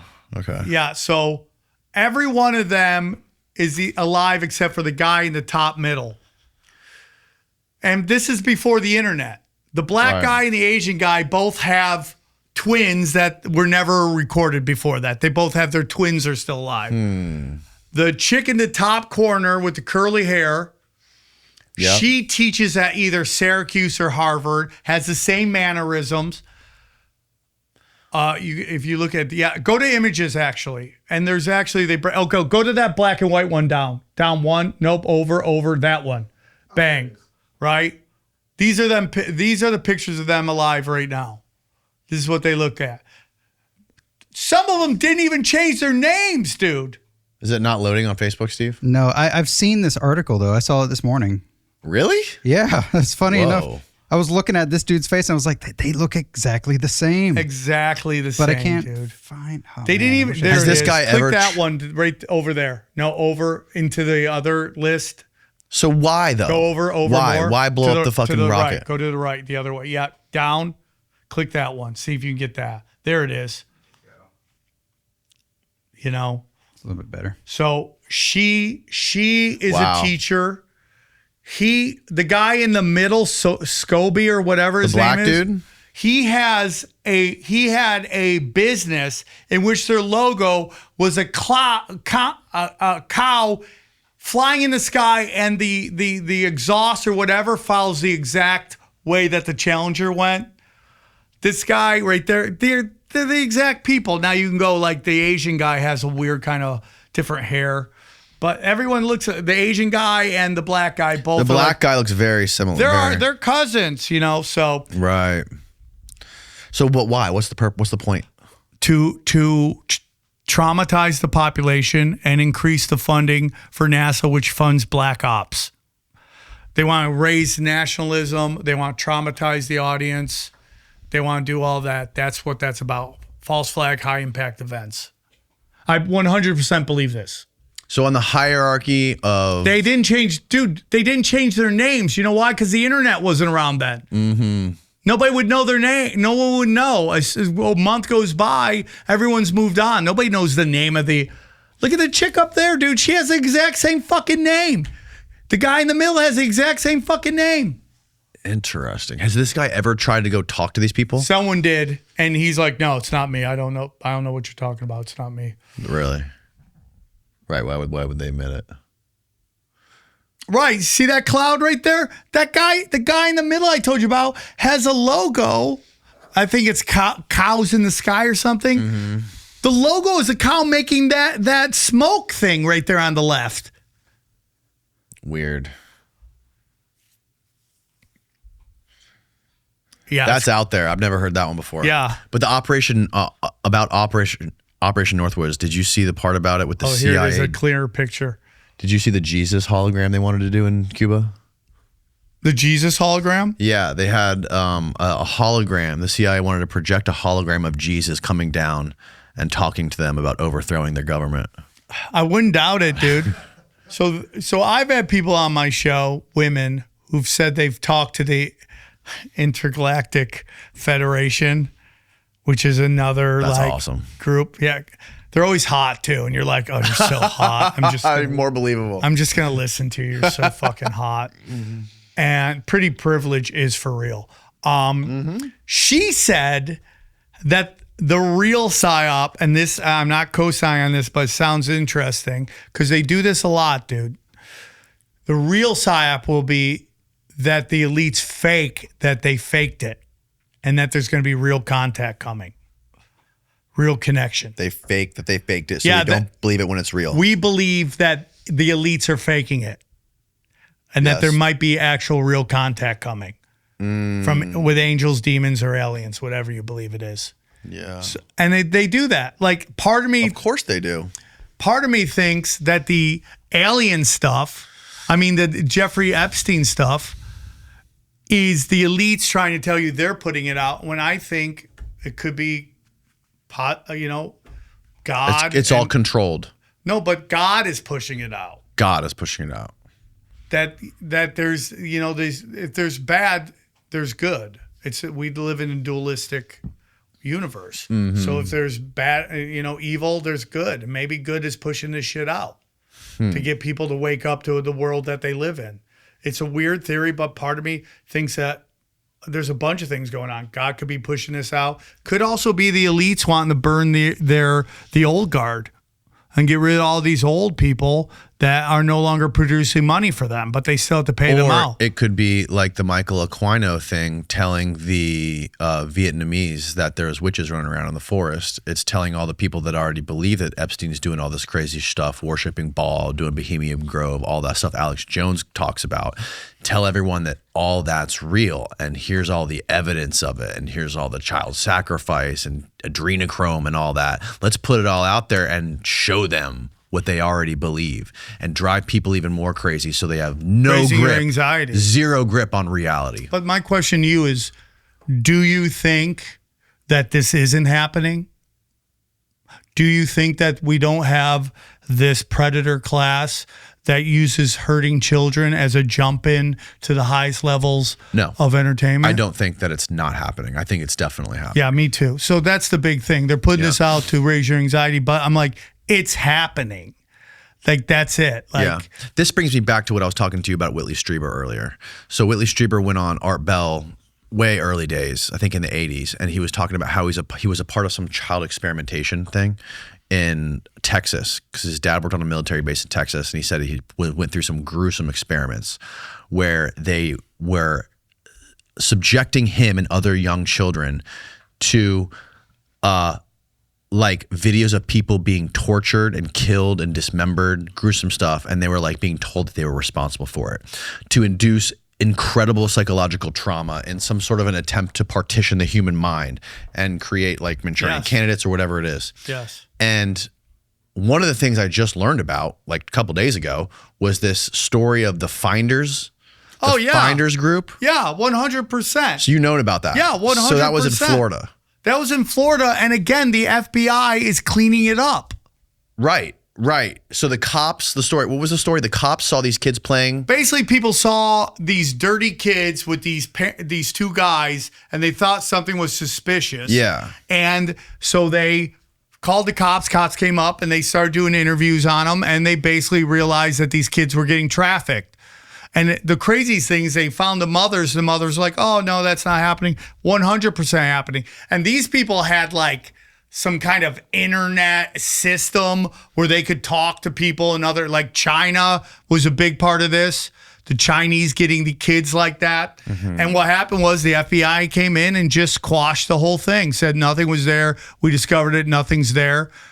And now they're doing it again with this Epstein stuff. But they 100%, the Finders, the Franklin scandal, same thing. Franklin scandal leads all the way to George Bush Sr. in the White House. Right. So the people are saying this is a Democrat thing and the Republicans can't come to grips with it. Right. It's the Republicans have been doing it as well. Yeah. It's like Republican, Democrat is all pro wrestling. Mm-hmm. It's all predator class. Yeah. But like you said, it's it's what you said. It's like the 3D chess of the double reverse psychology or whatever. Show them that you can fake stuff. Make them think that you're actually faking it when Yes. in reality the stuff could be real. So that way 100%. people completely lose their grip on reality. They want us to think that they are omnipresent and control of everything, dude. yeah. Right? It's like Panopticon, what is there's a village that this guy faked a whole Russian village for a European princess that he wanted to marry.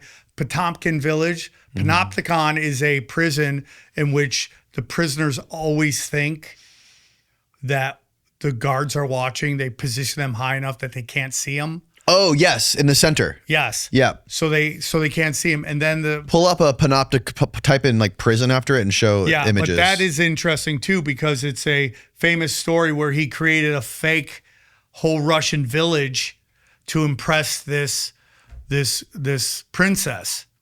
And I think that's all of this shit. I think that's a big part of AI. People think I'm crazy, but there's a part of me that thinks AI is shadow in the cave. It's very much to me like the nuclear arms race. Yeah. Where they tried to make it seem like, oh, dude, we could be destroyed. Yeah, that's basically it. Where they don't know if you're watching, they can't tell if you're watching, right? Yep. But they think you're watching at all time. At all times. That's what that's what we think about AI, and then just this fake facade that isn't really as powerful as. But I seem to. That seems to be. I've heard a lot of smart people tell me that they think like the LLMs are not anywhere near like a real artificial intelligence. I mean, dude, did you see the thing the other day where Grok? There was Riley Reid. You know who Riley Reid is? Yeah.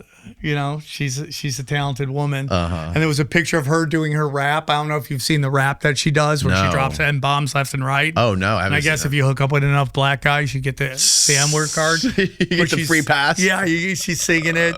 And then someone goes, Grok, who is this? And what is her Instagram? And Grok said, this is Erica Kirk. And yeah, it's so hilarious, dude. Dude, that's fucking crazy. You really want to test AI? Ask them something you know the answer to, and then see if they get it right. I get shit wrong all the time. I'm not gonna say the AI, but I asked this one AI about how many of the people that ICE has grabbed are innocent and not illegals. It said 75%. And even my buddy who won on the point. It said 75% are innocent, not illegal? Yeah. Innocent and not illegal, which is a total bullshit number. Right. But they're basically quicker at doing Google than Google at this point. Right. That's all. You see them searching. It's distilling all the Google stuff that's already curated into one trough for you to get your slop all in one spot. And we have to order it around. It's not sentient. Right, exactly.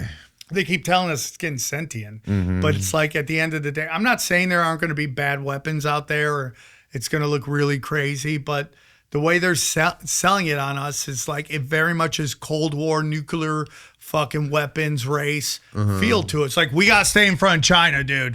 If we don't stay in front of China, dude, they're going to lap us. And you're like, and then you find out the U.S. government is sending, China fucking conductors and shit like that. You're like, and that reminds me of when I was young, my dad always raised me to be a conspiracy theorist. He said, don't believe anything you hear and half of what you see. And now it's like, don't believe anything you hear or anything you see. Right. But I remember being very young, watching the news, and they were like, the U.S. is sending aid to Russia. And I felt that was very weird. I go, why are we sending aid to the people we're in an arms race with? And then I realized that it's all bullshit. They had to prop Russia up because Russia didn't have enough money to stay with us. But they needed Russia as the bad guy to scare us into doing it. And I think that's North Korea, too.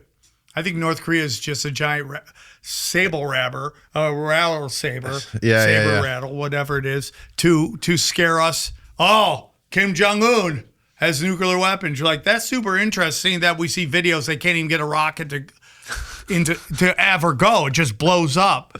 But somehow these people were able to get nuclear bombs when Iran can't. It's total bullshit. Well, the story is they got their nukes from Russia, right? Or China. or China. Why don't those guys ever give Iran that? Why don't they just ship them some stuff?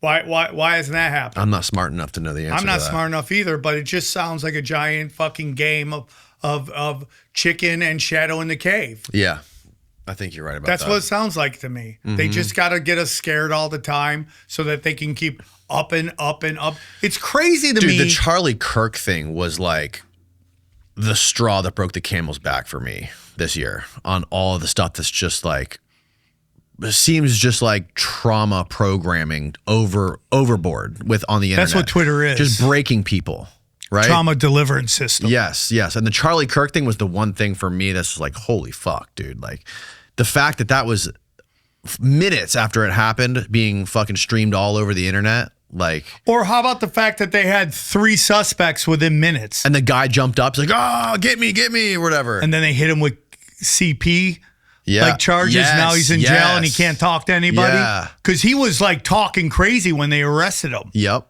And he's in the 9/11 stuff. I think Columbine shooting documentary. He's all over the place. But that's what I said earlier about how like these high impact events, there's multiple layers to make sure it happens, and each layer doesn't know about the other layer.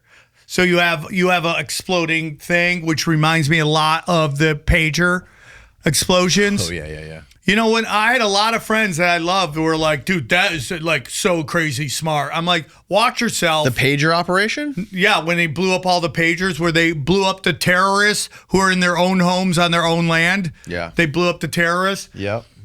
And, Netanyahu sending Trump pagers. You're like, that sounds like a sign, a message. But I told him, man, you got to watch yourself, dude. Because you think it's cool when they're using against the bad guys. What stops them from using against you? And then against you further on if you get out of line. And then sure as shit, there's this talk about the pager took them out. The microphone? The microphone took them out. But Yeah. then they had, but instantly, And dude. there's a drone too that was flying. But they instantly muddy the waters with Yeah. the shooter could be here, the shooter could be here, the shooter could be here, the shooter could go into down a tunnel. Charlie Kirk Egyptian planes. Where's the blood? All this stuff. And now Candace Owens is saying there was a time traveler or someone who jumped through a portal and then killed him or something. I mean, anything's possible. Anything's possible, bro. Everything she's saying is a lot of people have been talking about for a long time. And she has such a huge audience that people are freaking out. Is there time travel involved? I don't know. Probably not. But there's layers to this. There's and then, dude, within a week, we had 8 different shooters everywhere. They want you to look at this guy. They want to look at this guy. Yeah. They want you to look at the guy in the corner. They Yeah. want to look at the guy over there. They want to look at the weird guys running through the thing. That's all psyop, dude. And how about the fact that this guy's seen in Dairy Queen, behind him is a poster for Superman, the Man of Steel. Literally the next day, they're like, oh, his bones were like made of steel, dude.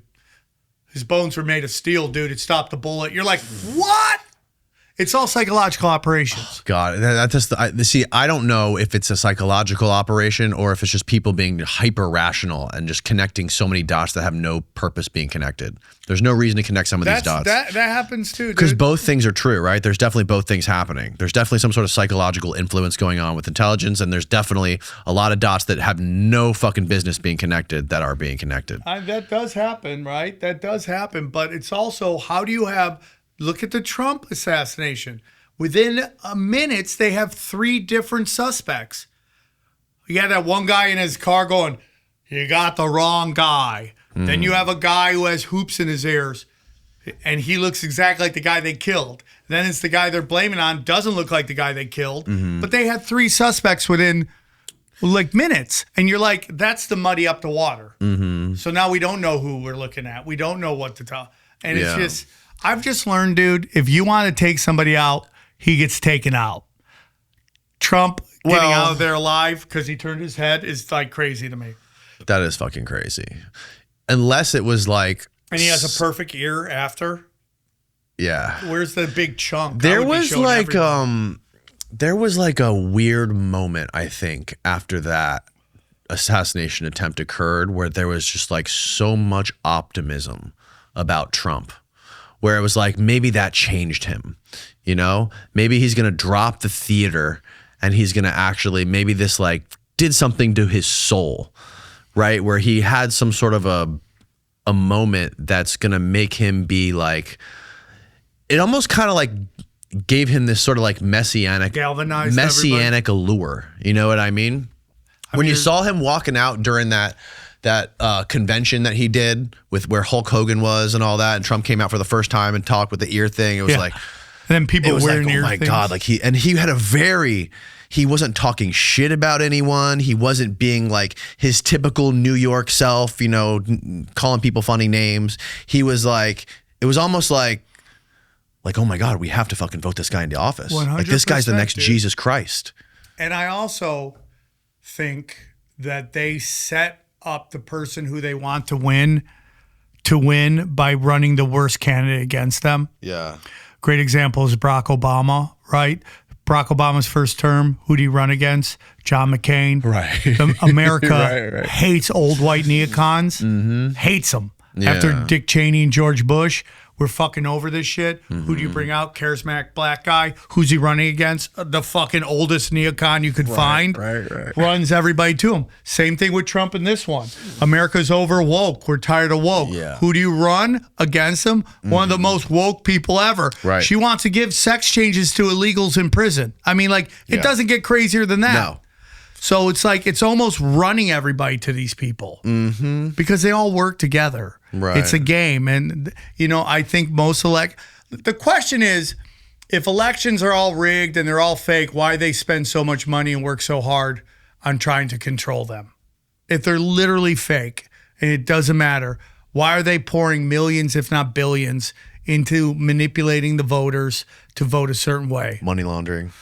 Could be money laundering for sure. But it seems like it's a little bit more, it goes back to, you know, the Lost Boys and how you have to invite the head of vampire in. You have to invite the vampire occult is into your they have house. to get our approval before they could do it. So they kind of have to get us to agree to let the person in. I don't know why they made that rule, but it's a real powerful rule that they have to follow. Yeah. You know, revelation of the method where they tell us what they're doing. And the whole key, like Oli Demigard talks about, you'll watch a high impact event and there'll be signs of what the next event is going to be. Right? There was like a shooting before the Vegas shooting.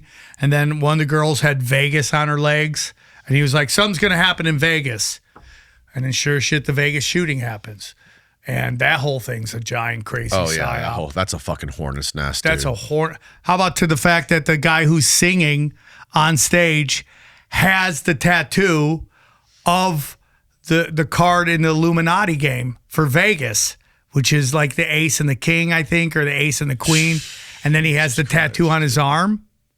It's all theater, dude. Yeah, a lot of it has to be theater. It's hard to fucking know, man. But that's why we got Sam Tripoli. Bang, bang, pow. Check out World War Debate, everybody. Dude, thank you so much for doing this, man. I love you, man. This has been fucking super fun. Hope this was fun and not too weird. Hell yeah, it was fun. Hey, I got to say something. You're a great interviewer. Oh, thank you, man. You're really good at what you do. Well, I was very impressed. You make it easy and fun, man. Who does it as not poorly compared to you. You're a really good interviewer. I appreciate it, dude. Tell everyone about Tinfoil Hat, where to listen to it, and any like shows or anything you have coming up. Or I have a bunch of podcasts. I have 7 of them. I'm a crazy person. I can't stop talking to myself. So I just I'll throw a camera and a microphone in front of me. So I have Tinfoil Hat, Conspiracy Social Club. Doom Scrolling is my new show. Cash Daddies. And then my new project is Word War Debate. We're making the UFC of debating. Our first event got 50 million views across all platforms. The next one on YouTube? It's on YouTube. Okay. It's on Rumble. It's going to be on X. It's everywhere. It's basically, because debates are everywhere, we centralize it into one place. And the next one's probably going to be April 11th in Atlantic City. We're talking to some venues about doing it, but it's a great show. If you see the Anna Kasparian versus Pearl Davis stuff on the internet, that's our show. And we got a great team together, and it's going to be fire. We got some great panelists that say they want to do it. So April 11th, look for it, World War Debate, and check out my specials. Just go to samtripoli.com. You'll find all my podcasts, all my videos, everything like that. And Sam Tripoli on all social media. Fuck yeah. We'll link it all below. All right. Oh, you got Patreon questions? Yeah. All right, we got people on Patreon. You got like 10 minutes to do some Yeah, Patreon sure. stuff. Okay, Whatever you fuck it. All want. right, we're on the podcast right now. Thanks again, bro. Thanks, bud. You're Good great. night, everybody.